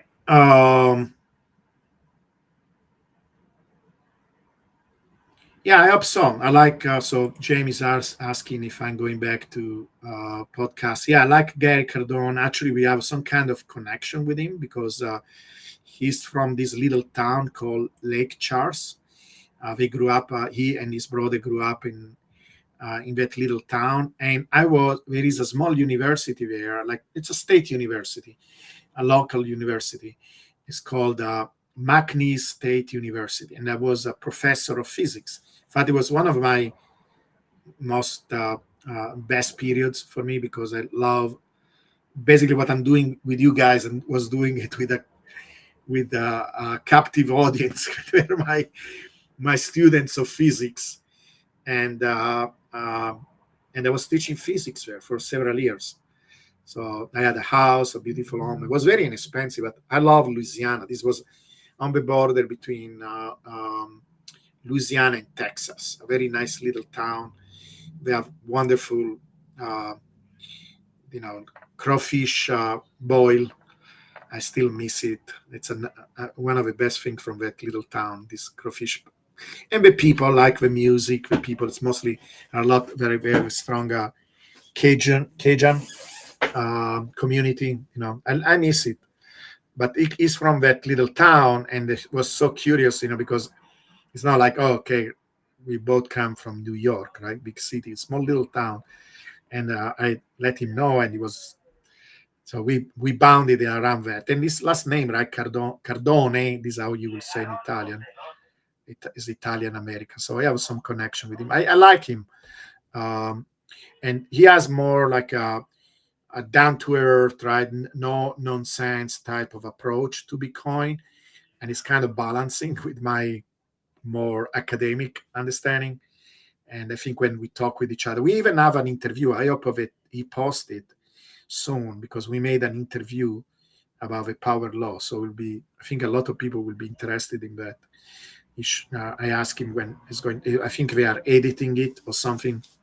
But yeah, we'll try to. I always go to his podcast because I love him. He has many different people coming from different backgrounds, and it's a really interesting environment. One of the best. Are you talking about his podcast or his space? You say podcast, you mean space? Because I also went to his podcast and he had like an interview with me. Did he post it already? I'm not aware of it. He posted already. But yeah, I went to his space. Maybe you're talking about that, the space. Anyway, let's look at one more topic, which is the returns. So I have this other indicator. So this indicator, what this indicator does, it shows what are called the returns. So return is the price today over the price yesterday, right? So if you have, for example, 1, that means you didn't do anything, right? The price didn't go up or didn't go down. And 1.1 will be 10%, 1.01 will be 1%, and so on. And this gray line, you see, these are the daily returns. And someday we have crazy returns, like, this one was 1.05, it means 5%. That day we had 5%. This day we lost 3%. So it's below 3, well, below 1, it's a loss, right? And this was, well, more like 2% loss this day. So it's kind of cool to look at these variations. You can see how the price changes, etc. It's very difficult to find an order, right, with these. If you see just daily variations, usually these variations are bigger during the bull runs.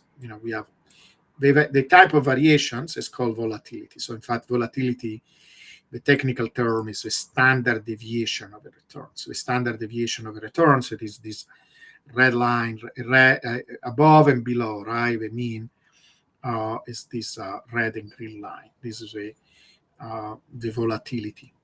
The volatility becomes bigger during the bull run. I'm going to turn off the daily one because it's a little bit confusing. So the white line then is the average of this daily return, right? And in my indicator, so this is one of the indicators that we have in our set. Right now we have 10 different indicators. By the way, if you want to join us, go to Patreon. It's called Scale Invariant. You can look it up and you can join us. Right now we have like a 40% discount. So if you want to join us, it's a good opportunity. And you get access to the Discord, and you also get 10 of these indicators. This one, I can give you the link. This one. Different levels. It's very inexpensive. I know that I'm plugging myself, but it's my video, so I can do that, right? Okay, it's this one. Yeah, and we have a 40% discount right now. And so yeah, so this particular indicator, it shows the returns average. So you can choose the window. So for example, right now I'm using 30 days, right?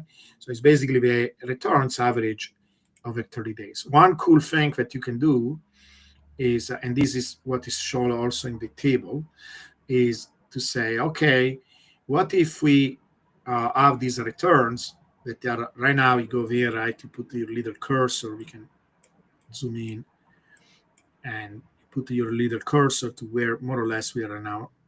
It's 1.0097, right? Almost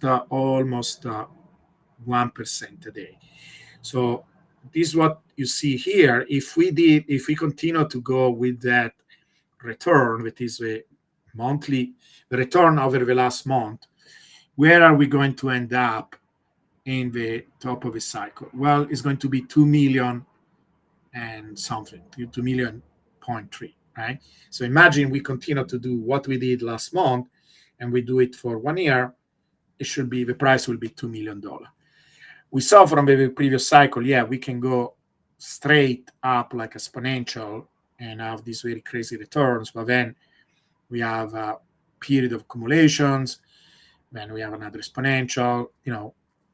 For example, in average last bull market, we were not making 1% a day. We were making like half of it, 0.445%.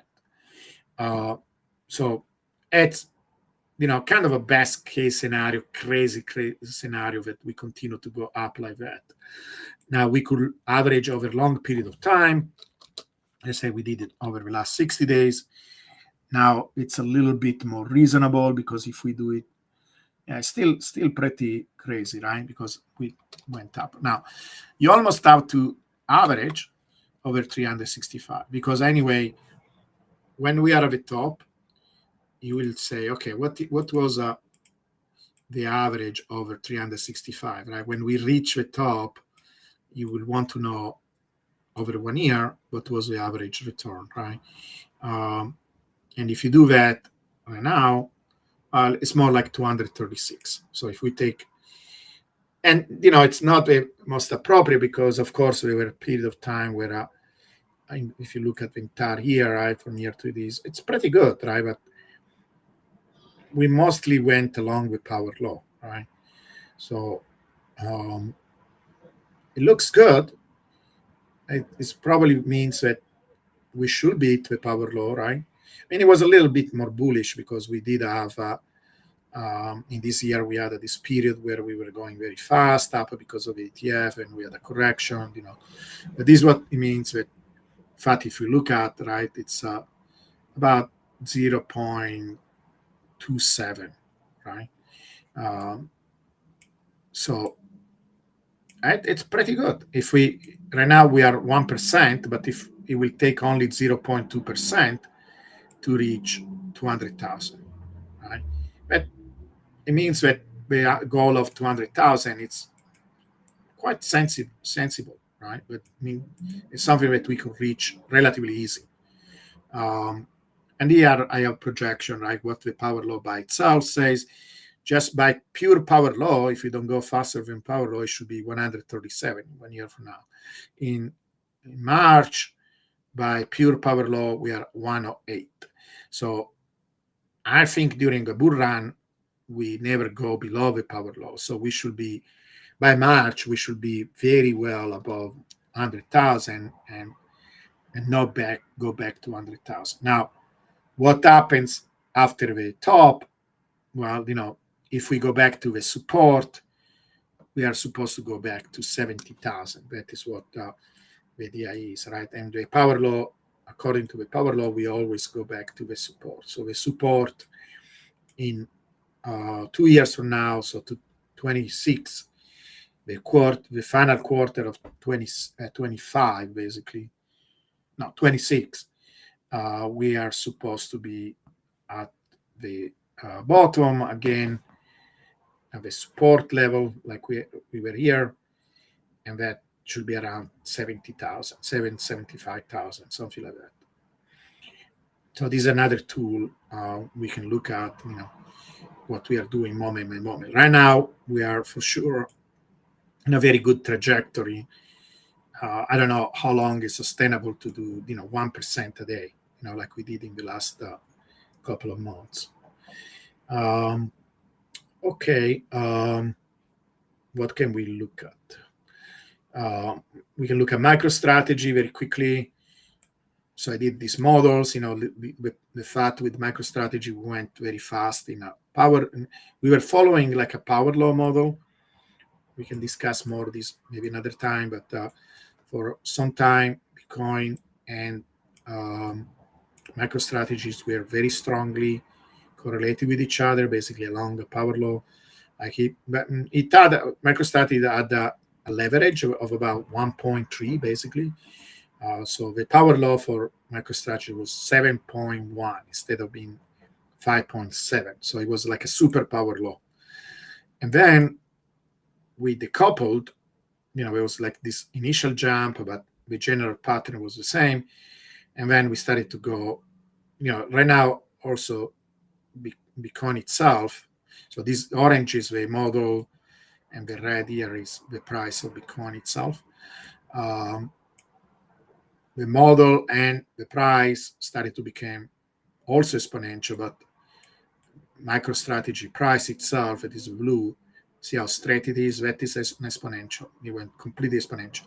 And then we had another exponential. And I was telling for days and days, I say, guys, when something like that happens, when we are exponential and then we go even faster up with another exponential, we cannot have it. Like I say, I don't want to be, the spoiler of this thing, but I'm going to tell you there will be a correction. And then we did have correction.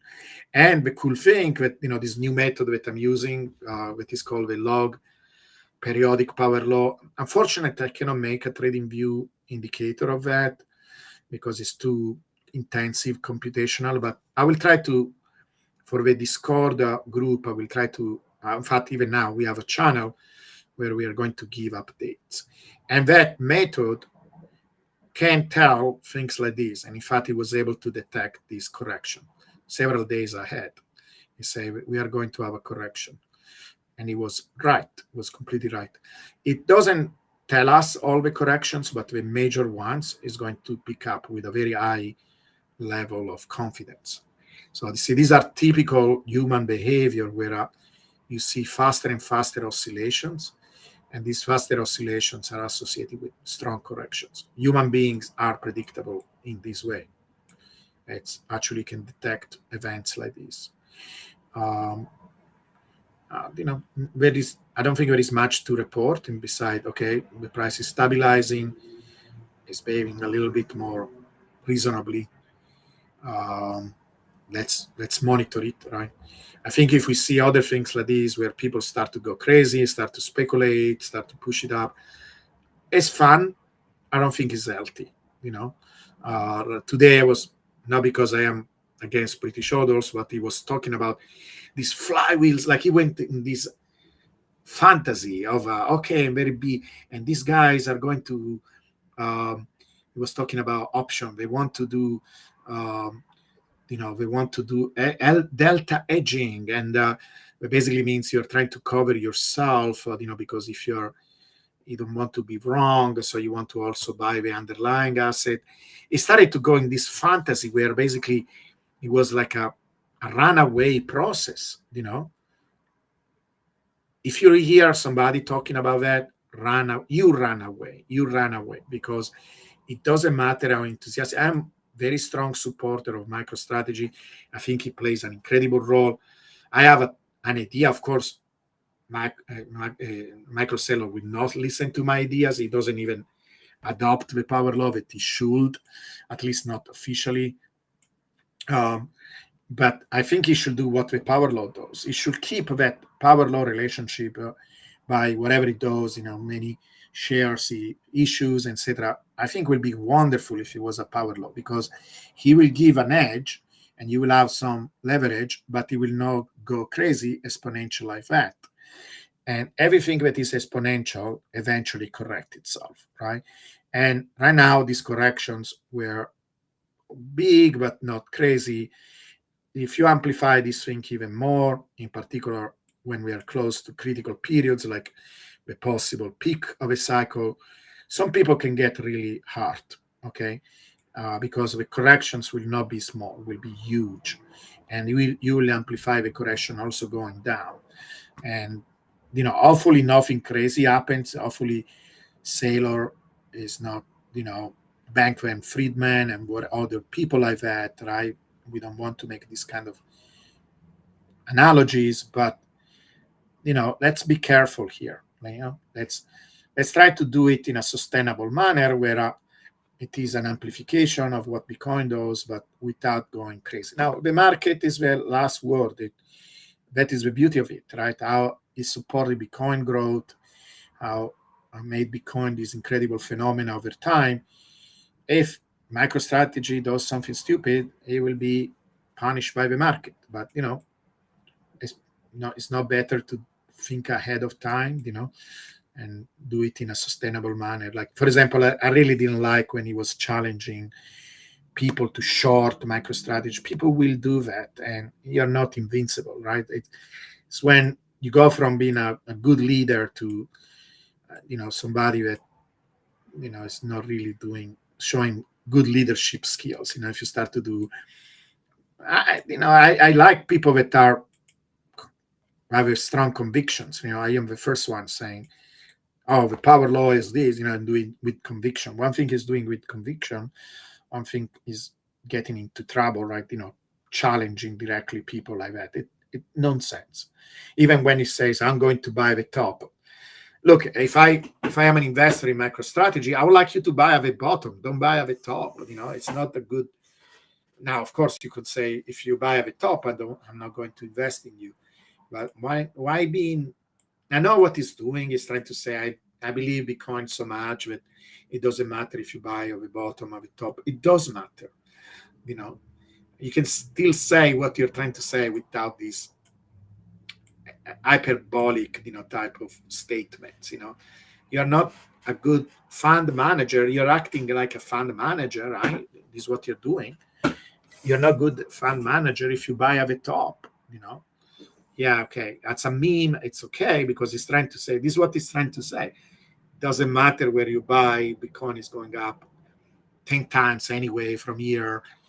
Well, okay, but it can go up much more if you buy correctly, buying it at the right place, don't buy the top. But okay, this is what he does. So, play with MicroStrategy. There is, like he says himself, there is no second best. It's one tool that we have, but let's keep an eye, right? Because when you see things like that, you can almost be sure there will be some correction. So, and we have different tools to tell. So this is one of the tools that we have at our disposal. We can compare what the model says versus what really does. If it is overvalued and is ready for a correction. Okay. I think we are close. Somebody was telling me to talk about, so we have a latest model, so in the latest indicator. Well, we have a force field. This one is not ready yet to be deployed. I really like this one. Let's put it on one day. The beauty of this one is that it's basically these are what you're seeing here are the different slopes, daily slopes of the power law. So it's like you're fitting the power law on a daily basis, and the steepness of these lines is the slope in that day. This cloud is supposed to be kind of a range of possible slopes we're going to be as we move forward. So it's very bullish, very, very bullish. One of the things I noticed, because unfortunately we cannot, you can shift it, but you have to do it through the code. But I did it. I look at how it looks like when you go to different regions. And usually when we are in a bull market, these lines are always green. They never turn red. So will be interesting to see what happens this time, right? If actually when they turn red, that is really the end of a bull market, or maybe some major correction or something. But they tend to continue to be green all the way to the top. So it's kind of interesting that even with the correction we had, we are continuing to be green. So it's really cool. So they are green when we are beating the power law. We are red when we are below the power law. The power law is the red line. So it's really cool. And we have another one that is it's called the quantile. Let me see it here, because somebody in the group asked me to comment how to use this one. So basically this one, what it does, it looks at the statistics of Bitcoin. So you probably have seen Sina and Plan C discussing this model. There are good things and bad things about this model, like everything. It's all based on the power law. So it's kind of a variation of all the other models based on the power law. But this one works in this way, and is actually a variation of their model. So what they do usually, they take a recent place in the latest data, and they look at the data. So basically, they subtract the price from the general trend, and then they look how these, they are called residuals. In theory, they should be random, but they are not random because we are at the bubble. And the bubble affects the statistics very strongly so. And this is where the weakness of this approach is. But at the same time, you can overlook these limitations because you will expect, if it was a really, the best use of this approach, once you subtract the trend, you have basically what is called a Gaussian distribution, a bell curve distribution. Now, it can work with other type of distribution, but if you have something that is very much like the data we have, right, it's basically another signal. You're subtracting the main signal, and then you have a signal of a bubble. That is kind of like a sine wave.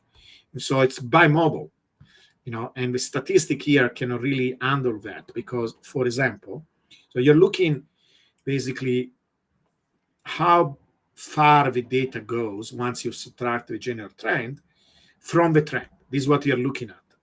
And you're giving different value, right? This is what the quantile is. You're looking at the distribution of all this data. You're saying, I want to look at 1%. So you're looking at 1% from this, the largest deviation, negative deviation. So you're below the trend, all the way to the largest positive deviation where you have above a trend, right?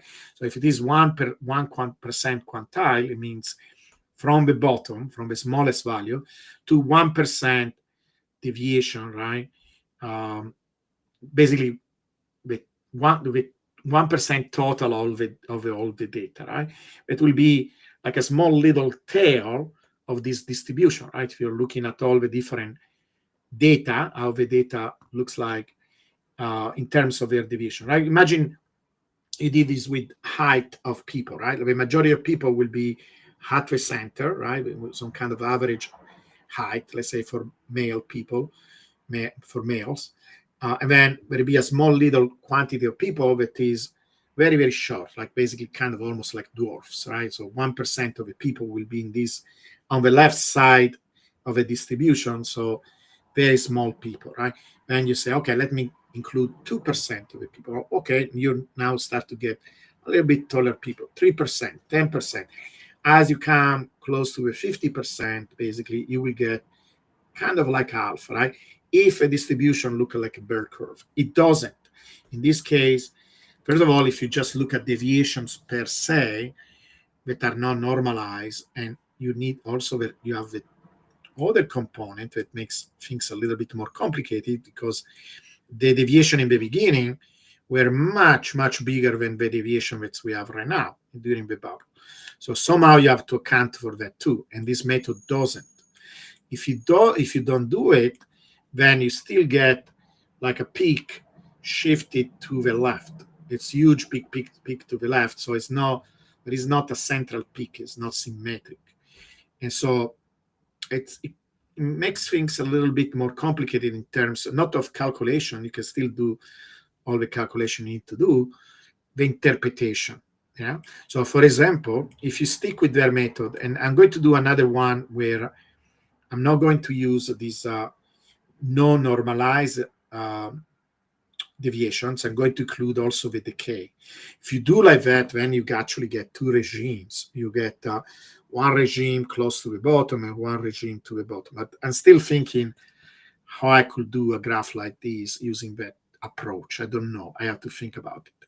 But basically, their approach. This, I think, I had a big discussion with Plan C. Okay, and Plan C is a great guy. He has a very good intuition. I gave him a lot of compliments.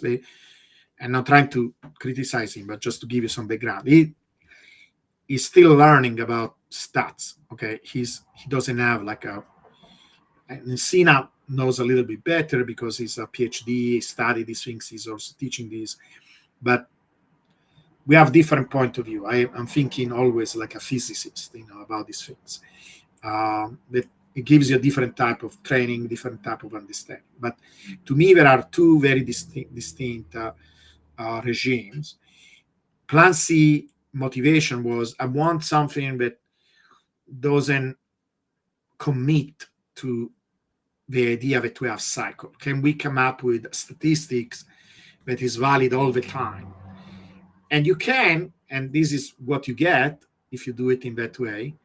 The problem is you're throwing away the cyclic nature of Bitcoin from the window, and it comes back from the door, because you cannot avoid the stats that you're using to create this model will still contain that information that is a bimodal distribution of the deviations. So you have to still trying to understand what you're doing. So many times when Plan C posts this model, he says, oh, it's time agnostic. It's not. I'm sorry, Plan C, if you listen to this video, it's not. Because in theory, you can pretend it is, because do you see any oscillations here? I didn't draw the oscillation. It doesn't say, oh, during this time it's more likely that we reach during the top. The idea is at any moment you could go there. But it's not true. When you are here, it's very unlikely that you go there.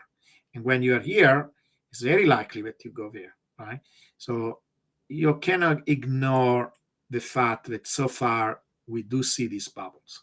You can pretend, you can always pretend with data, you can pretend to say, what if I am here and I want to know what is the likelihood that I'm going to be there? Okay, you can always ask that question, but it's a little bit meaningless question, because it's very unlikely that when we will reach the bottom, right, when we were around 16,000, we went all the way to 203. It's almost impossible. So, but this graph will tell you that at any point you have the same chance to go there. It's not true. It doesn't consider the bubbles, basically. So it's telling you that even when we are close to the bottom, we have the same chance to go over there. Over there is basically this outer extreme, right? That will be basically 99, because we are including almost every single point, and the one that are excluded are the one that have a chance to go above it. Well, that chance to go above it, that is the other thing that is not included in the model, is when we were here, when we were on the first bubbles. These bubbles were crazy, and yes, we had a chance to go above that. And so we are included in the stats, and we are pretending that we could replicate what we did when we had when the price was $20, $30, or whatever. Okay, you can do that. Again, you can do it. You can say, forget about that there is a decay. I want to see what is the possible crazy range, even when, like imagine that we could do what we did when we had these crazy bubbles, right? You can do that. But then when you do that, what you get, right? Because it's like what garbage in, garbage out, right? It's not complete garbage, because if you have a right interpretation, the right interpretation will mean, oh yeah, we can go there. You're telling me that I have a chance, right? Like Dumb and Dumber, that movie, right? Are you telling me that I have a chance? Yeah, I have a chance, but that chance will be if basically we go back to the dynamics that we had when Bitcoin was $30. This is how you interpret going there, right? But it's a little bit misleading if they don't explain this to people. They should explain it every time they post this model and say, listen, we are posting it as really the craziest possible case. If we had the chance to replicate what the statistics were when the price was $30, then yes, we could go over there. Also, so it's too bullish in a way, because it does include the decay, and it's too bearish at the same time. So it's okay as a model if you interpret it in the right way. At the same time, you need to understand what it's doing, because the other component is it looks really difficult then to go there, right, because of its general stats. But in general, when we are close to the tops, it's not that easy. It's not that difficult to go a little bit higher, right? Because we are already in this regime where we tend to go higher. So yeah, I would like to make a model like this that uses quantiles, but it also includes this decay and the seasonality. I don't know yet how to make it, but it will be interesting to do it. Right now, if you take at face value this model, you need to understand the implication. Basically, you can use it like worst, like best possible case, right? It's not worst possible case for the bottom, because the bottom tend to be very consistent. So it's actually pretty likely, when you say, so this is the bottom, yes, that it is. It's actually consistent. And by the way, the reason mine looks a little bit more wiggly than theirs is because instead of using all the data at once, I'm using the data up to that point. So it's kind of adapting to the new data coming in. So it's a more adaptive way of doing the quantile. But the idea will be, so we can play this game and say, listen, imagine we have a bull that is as good as the one we had in the beginning, like some of these crazy bulls from the first cycle, second cycle. Under that circumstances, what is the, because these will really represent the top of the top of the top. We never went above that, or very little data went above that. The top of the first cycles. So, for example, if I stand this all the way to where we are expecting to have the top of the cycle, so the end of 25, the top is 547. So, when Plan B say, oh, we are going to reach 500,000, or some other people that are joining in, oh, yeah, sure, 1 million is possible. They don't know what they're talking about, because that will mean, according to the math and the stats we have available, that we are going to see a bull market is as crazy and as bullish as when Bitcoin was $30. And now you're telling me how likely that is, given the money that is required to do that and so on. It's not the same thing moving $30 Bitcoin and moving 100, 200, $300,000 Bitcoin. So that it's useful in this sense. It is really giving us a range of values that is, according to the entire history of Bitcoin. It's a little bit misleading if you don't understand what the stats tell you, right? But it has some usefulness. So this is why we don't count on one single indicator, and we have several, because we can compare them and learn from every interpretation possible. Anyway, this was a big marathon. Maybe I'm going to take one or two questions and then we can conclude. We went almost for 2 hours. These are long form state of a market, right? Like this is like Joe Rogan, basically. All right, let's see if there is any more question.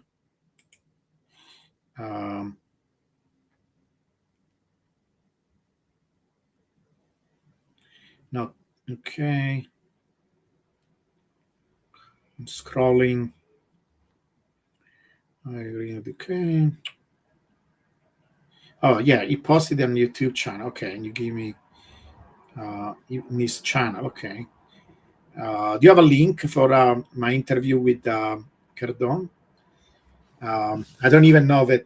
I know that I had an interviewer, but I don't know he posted it. So if you have a link, we can share it with other people.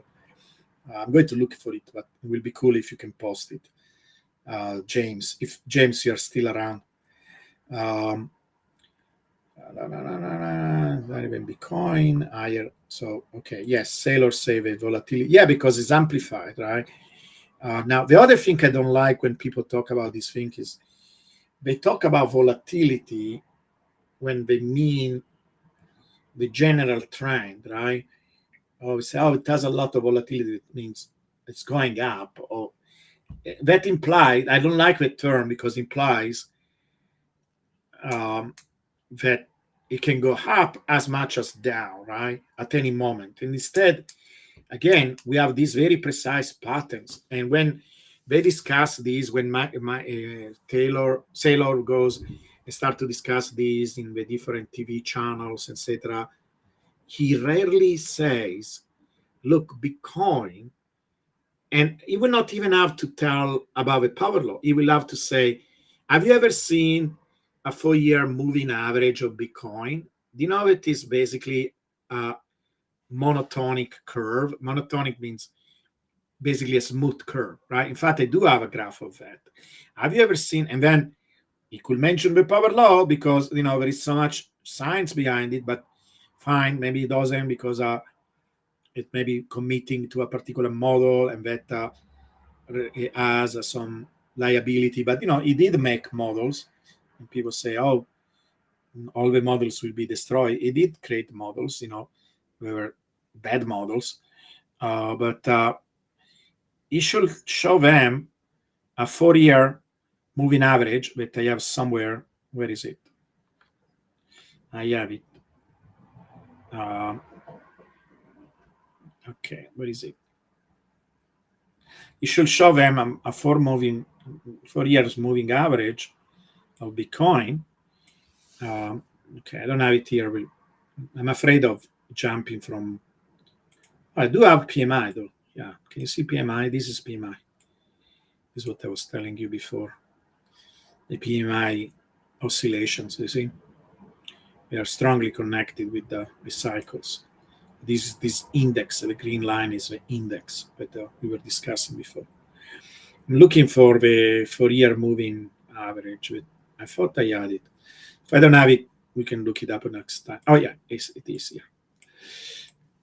Okay, you see? Show them a 4 years moving average. And maybe the power law, say, look, it seems that there is actually a curve that described very well. It's a mathematical curve. And this is math, nothing does what Bitcoin does, no other asset on earth. And tell them, this, which volatility are talking about. This is no volatility. I would not call it volatility. It's a very precise growth pattern. The volatility is in the bubble, but even that we know when more or less they happen. We can understand them and so on. But the general path, it's going up and up and up and up, and it does it in a very precise manner. That probably means something. But I'm understanding. Otherwise, again, it's him saying, "Oh, I'm thinking that Bitcoin is going up 25% because I heard him saying exactly that for the next 10 years, it's going up 25%." First of all, no, because you know what? When you have power laws, you don't have an average. There is no such a thing as an average. You can calculate it, but it means nothing. There is no such an average. There is a change and a way of growing. And by the way, right now it's more like 45%, not 20. And it will take, it takes actually, I think if I remember well, it takes 15 or 20 years to reach 20%. So it's kind of what he's saying, but he's trying to make it too simple for them, like an average, of these. When he could show a graph like this, and then we could say, look, this predicts that we go from 45, we are going down, but between this range and where the prediction is, it will not be too difficult to. In fact, I should actually add the prediction here. I say, this tell us that if we continue on this path, and there are strong reasons, people will be fascinated. He will be one of the people that could explain it in simple ways, and say, look, this predicts that there is a range of gains. We are going down because the system is adapting and is slowing down, so it can adapt to these larger and larger market caps and being the monetary system of the world. But we're going to see anything between 45 to 20% in the next 20 years, right? And it will not be him making up some shit numbers. I don't understand why it's preferable him making up some numbers that people need to trust him, with something like this and say, listen, it seems that Bitcoin follows a very precise mathematical pattern. It's called a power law, and we can extend it. You can try to make it as simple as possible. He's such a good speaker that he could explain it easily in a way that these dumb people in the on these TV channels, these financial TV channels, could understand. And it will be very impressive because you see this will be an incredible orange peeling device. Look at this. It's following a precise pattern. Which volatility are you talking about? Your volatility is when it's random and is statistical. This is not statistical. This is deterministic. And then we can ask, how come that something is deterministic? Network theory, whatever, but it's data. It's real. It's there. That is if I'm not Sailor, I should have billions of dollars, and then I will go around talking to people about that. Maybe this is why I don't have billions, right? Maybe this is the reason I don't have billions. Yeah, there is no in a power law. There is not an average. There is you can calculate I can take all these numbers, right? The power law tells you what is your annual return per year. It tells you. There is a formula. The formula, in fact, if you want to play with the formula, I can show you what the formula is. It's this one. You can play with it. You can put year plus 1. I'm going to write it down here in the chart. Here, so put any year you like. Here in the future, in the past, now. For now, you will have to put 16. So wherever you see here, put 16, and then calculate this thing. Okay. And whatever that thing is, if I do it for now, so this is how you get this formula here. Put whatever, you put 16, right? You will get 1.45. That is what we do right now. And so you could calculate year 17, year 18, and you can make a spreadsheet or whatever. And then you can calculate the average because, you sum all this number, divide by the number. That will not mean anything.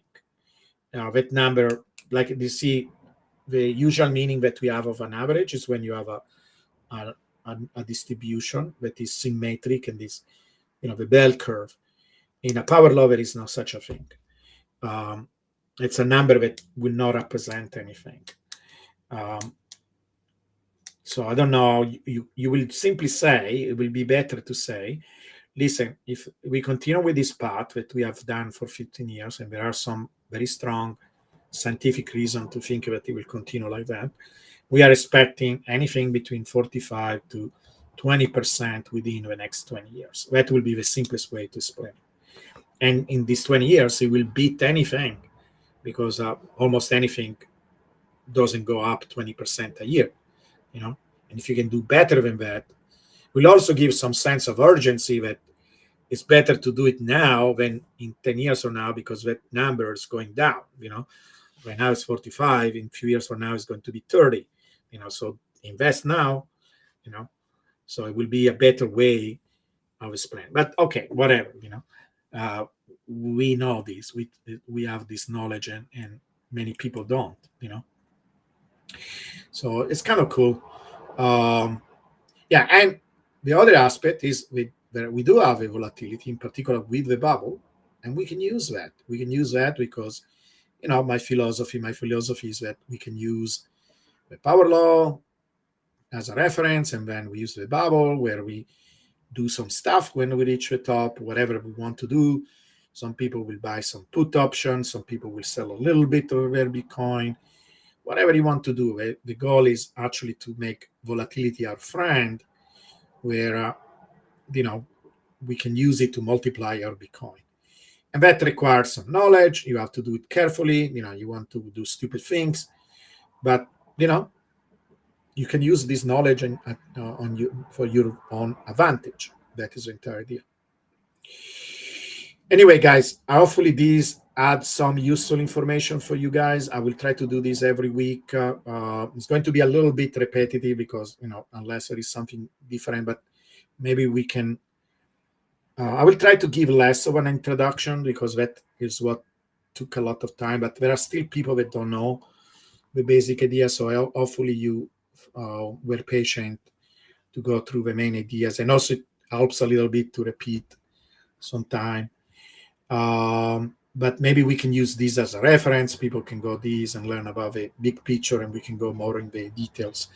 Next time, I want also to show you some of these log periodic power law and what it predicts. Because at a certain point, I want to run it over not just Bitcoin, but also MicroStrategy. And I know that some people are completely turned off by coins, but we could get some major meme coins, some major altcoin, and see. I don't want to buy them. I want to short them. And so that it's almost ideal. The tool is almost ideal to come up with when we see these runaway processes in meme coins, and maybe as play with a few $100s and don't do anything stupid and crazy, but maybe we can short them, and whatever we do, we buy more Bitcoin. So maybe something that some people could find interesting or useful. So we'll try to make like a monitor of these coins and detect if there is like an event, and it's predictive, so we will know 2 or 3 days in advance. Let's see. We can test it, even just as a learning experience. Does it work? Is it reliable? We do this as a kind of a physics experiment of econophysics. All right. Yeah, and maybe I'm going to answer this question and then we quit, okay? Do you think that new people to Bitcoin expectation of 500, 1 million this cycle will actually in fact cause the fear sell-off? It could send... Yeah, exactly. So these are how bubbles happen. This is how bubble happens. So I mean, one end, I'm trying to tell you not to be affected by this thing and to reason into you. But this is why my videos have 1,000 views and not 20,000. And it's okay. You know what? It's completely, perfectly okay. I want to work with people like you that want to study, understand, work, and go deeper.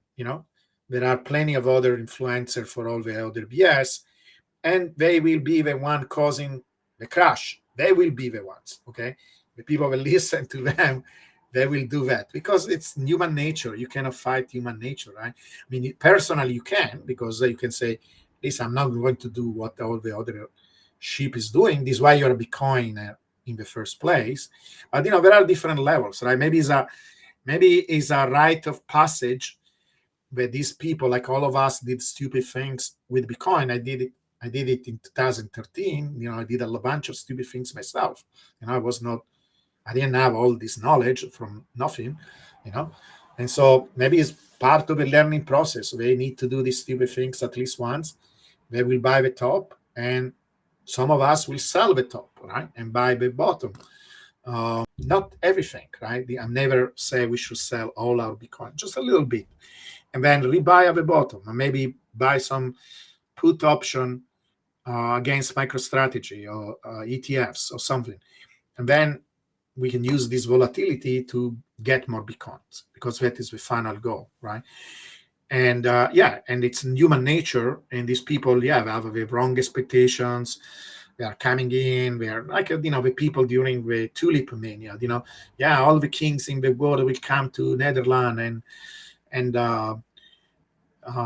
buy one ship full of gold worth for one single tulip bulb, right? This is exactly what they thought. The same thing with these people will think. In general, bubbles are good. They are. I'll read that paper that I told you about. Oh, no. I didn't. This was I'm confusing. This was the Discord. We had a Discord group where we were discussing this. But read about bubbles, right? Maybe next meeting, we will do. We will talk about bubbles, the influence of bubbles in different assets. For Bitcoin, actually, are almost like a propulsion system. They created this in time of excitement and euphoria, and then of course it's followed by this dump, right? That is very depressing for many people, the unprepared people. But in general, they are like something that helps the progression of Bitcoin, where every time there is one of these bubble, innovation happens and new people are coming in. There are a lot of good things associated with these bubbles. And there is an entire paper that one of my favorite financial physicists wrote that is discussing this topic, how they are actually, it's here. I can give you the link to the paper and you can read it if you like.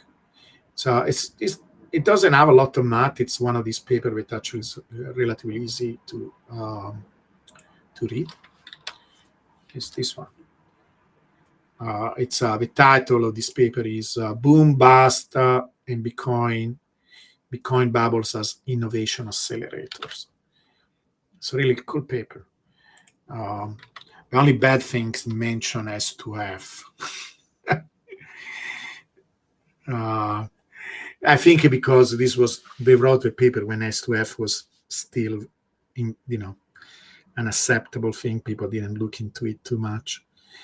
But what I think about S2F, it is horrible. All right, guys. Hopefully all this was useful. It was an interesting talk or discussion. And we do it again next Friday. And I will be here, helping you or helping each other in understanding what is going on during this exciting period. Hopefully we do reach 200,000. When we are there, we will discuss what are some of the ideas, right? We are going to share our knowledge together and see what is the best course of action. All right. Salute. See you soon.